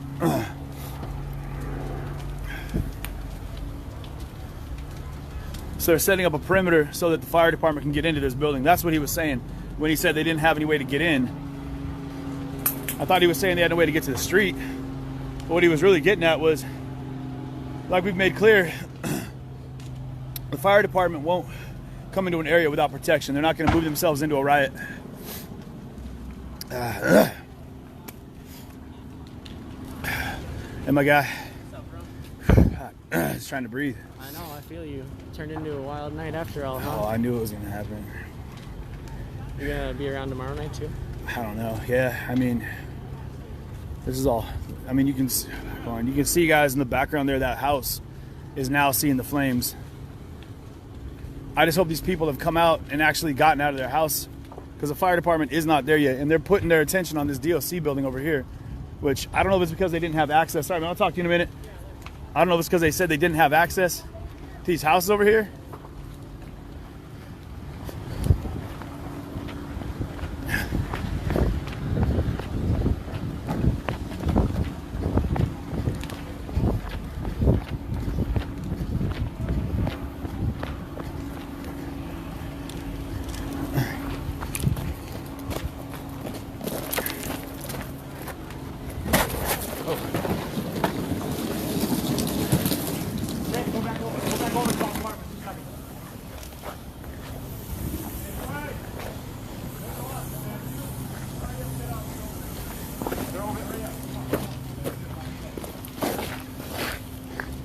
Hey, have y'all got everyone else out of these houses?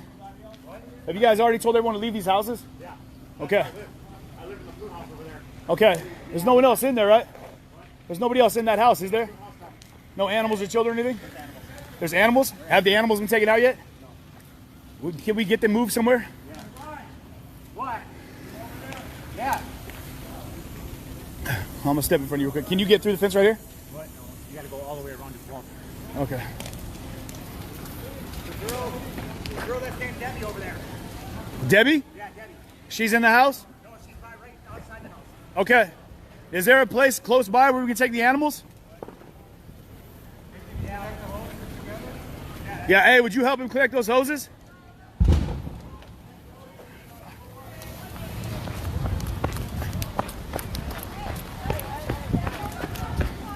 I don't know if we can get there from here.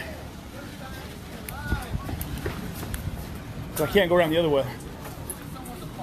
Hey, do you guys live right around here? Yeah. Hey, the house that's on the other side of this furniture store right here, the blue one has animals in it, and they haven't been able to get. They haven't got the animals out yet. The people are out, but they had nowhere to put those animals. So if you guys are able to talk to the guy on the other side of this fence right here, maybe we can move the animals to one of your houses. Yeah, we can. Wait, you got animals? Yeah. So right here to the right. Hey, right over here. Hey, right here. That guy. Hey, if y'all want to talk to him. Ryan, you better don't get so close, bro. But yeah, they got animals in the house, right? These houses over here have people got out, but there's still animals and maybe some people. You mean these houses? Ah, shit. We just need to make sure anything living is out of those houses. Animals, what you talking about? Ryan, I guess his name. He said he has animals in that house, and I think maybe the brick house right here as well. But in the one right up there in the front, y'all, we need to make sure, if you guys know the neighbors, reach out to them right now. Make sure they're not in that house. No, there's nobody in that house. Everybody's outside that's in that house. Okay, well, make sure all their animals are outside, too. I saw some dogs in the windows. I want to make sure that the animals aren't stuck in there. Why aren't they putting this fucker out? Because they're working on the DOC building for some reason, which is standing by itself in a parking lot. There's no other houses around there except for a concrete freeway.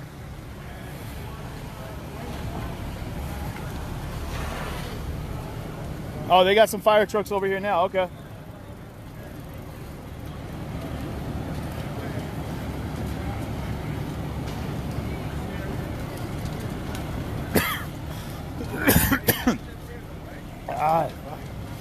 There's still tear gas in here. This is fucked up, man. You got people that are dealing with a fire and they tear gas people. What kind of shit is that? Yeah. I'm just staying close to you. You local? No, I'm from Seattle. What's your thing? CJTV. I think my brother's watching the thing right now. There's a lot of people watching right now, so yeah. Shout out to your brother.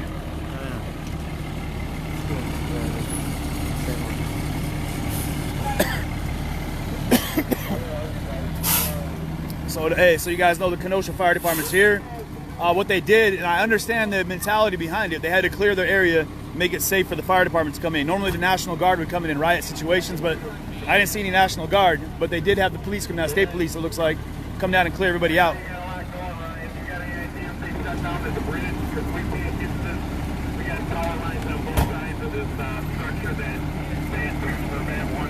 You can hear him talking about the power lines that are down on the other side. We saw that transformer explode in the background, guys. You can hear that truck.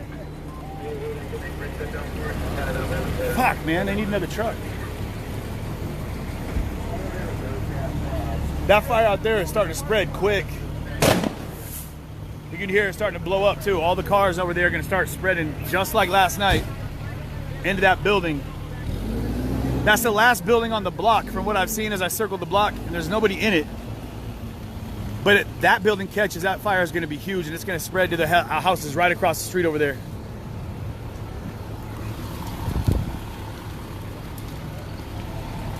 Okay, they're back there working with the residents. Hopefully they're gonna be able to, I think the guy's name was Ryan, had a garden hose. We were able to pull over the fence, which, I mean, this is hosing down the sidewalk, but when that's all you can do, I mean, you just do what you can do.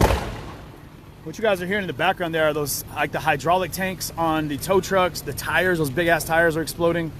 Any kind of smaller tanks inside of the little vehicles. They've got smaller ATV type vehicles back there too that are just basically like little accelerants, like just full of gas and ready to explode. You're hearing that. I hope you guys can hear what I'm hearing right now.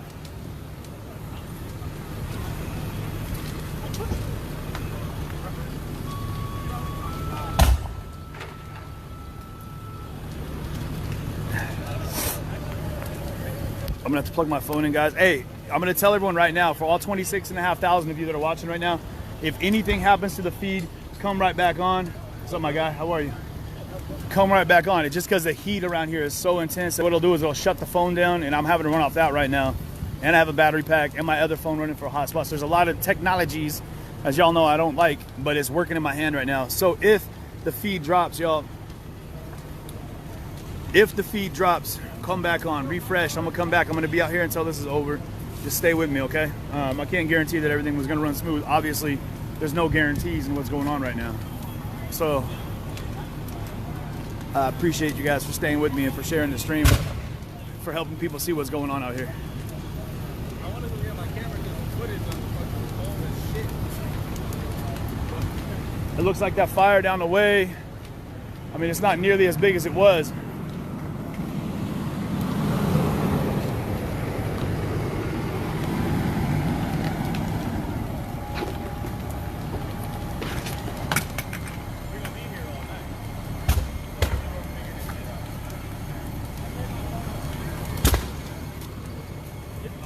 Oh shit, almost fell over just stepping into the ring apparently. Ah.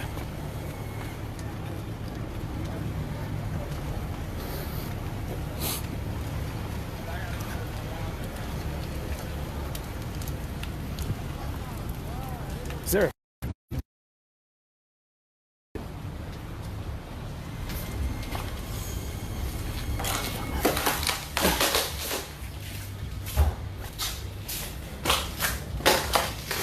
Yeah.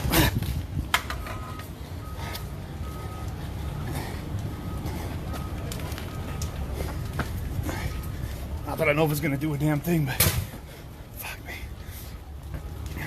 No, these things aren't gonna do a fucking thing.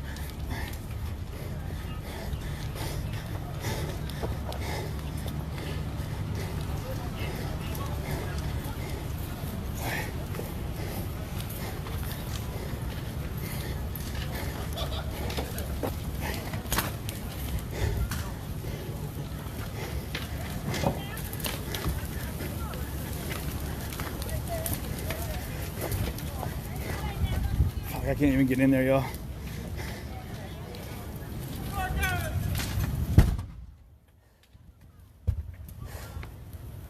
Fuck. There's no way to get in there with these fire extinguishers, guys. They wouldn't do anything for it anyway. I was able to find 2 fire extinguishers in that auto shop, but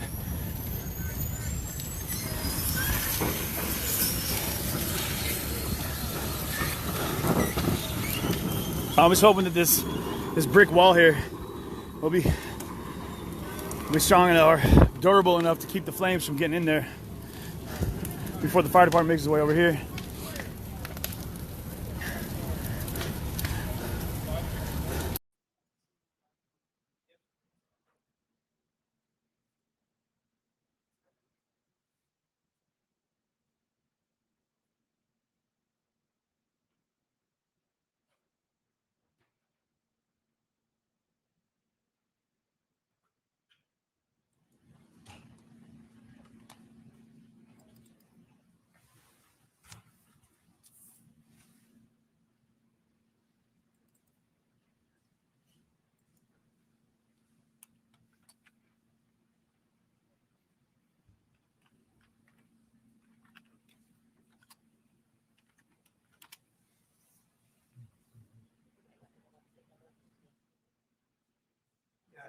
folks can be seated maybe a few minutes while we.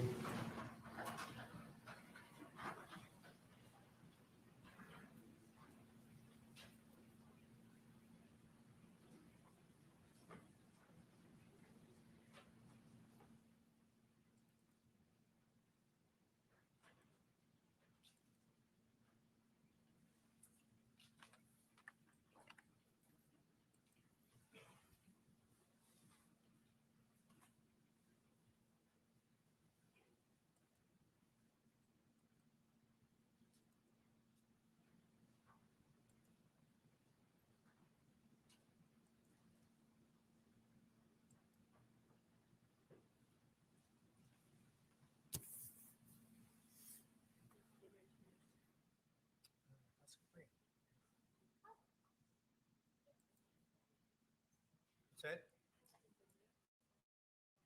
No, yeah.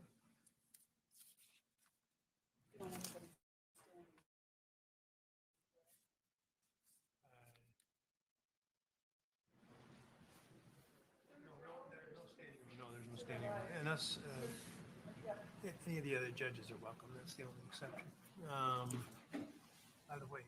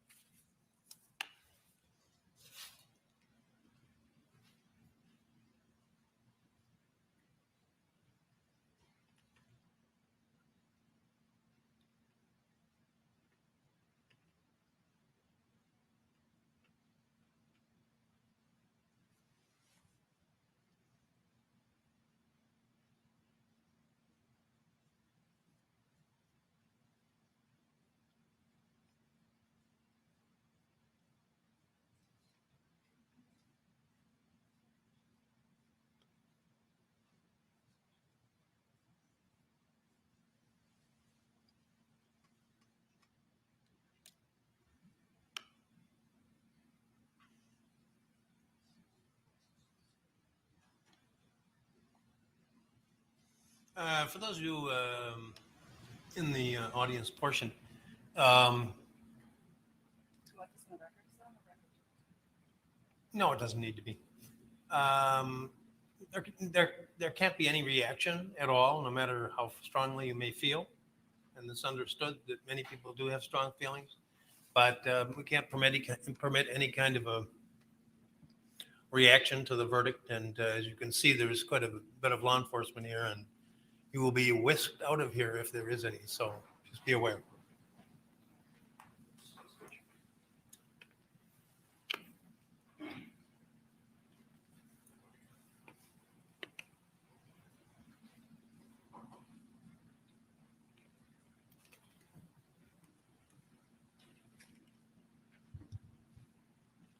Okay.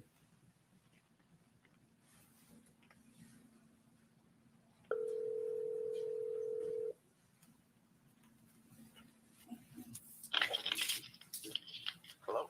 Would you come down, please? Yes. Thank you.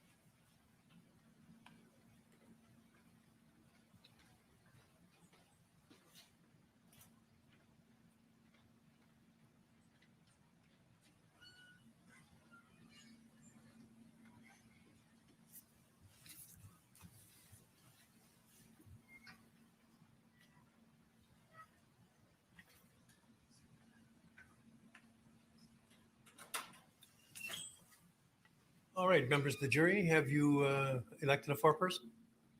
Would you give your juror number, please? 54. 54. And has the jury reached a verdict as to each count of the information? Yes, we have, Your Honor. One verdict and one verdict only. Yes. Would you hand all of the paperwork to the bailiff, please? This is the ones that you didn't know. Everything. Okay. Yeah, thanks.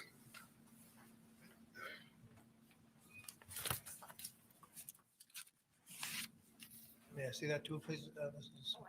Chairman, thank you.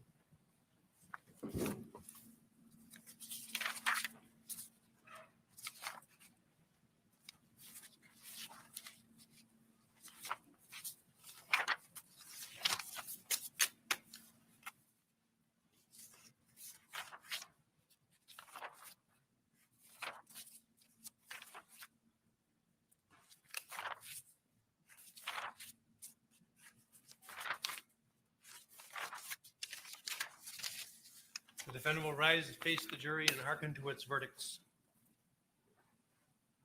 State of Wisconsin versus Kyle Rittenhouse. That's the first count of the information, Joseph Rosenbaum. We, the jury, find the defendant Kyle H. Rittenhouse not guilty. As to the second count of the information, Richard McGinnis, we, the jury, find the defendant Kyle H. Rittenhouse not guilty. As to the third count of the information, unknown male, we, the jury, find the defendant Kyle H. Rittenhouse not guilty. As to the fourth count of the information, Anthony Huber, we, the jury, find the defendant Kyle H. Rittenhouse not guilty. As to the fifth count of the information, Gage Grosskreutz, we, the jury, find the defendant Kyle H. Rittenhouse not guilty. Members of the jury, are these your unanimous verdicts? Is there anyone who does not agree with the verdicts as read? Would you wish the jury polled? No. Okay. Okay, folks, your job is done, and we started just about 3 weeks ago, and I told you it could last 2 weeks and 2 days. This is 2 weeks. This is 3 weeks. You were a wonderful jury to work with. You were punctual. You were attentive. And the forgotten six over here who had a very difficult job of keeping from discussing the case during the time that they were sequestered as well. All of you, I couldn't have asked for a better jury to work with. And it has truly been my pleasure.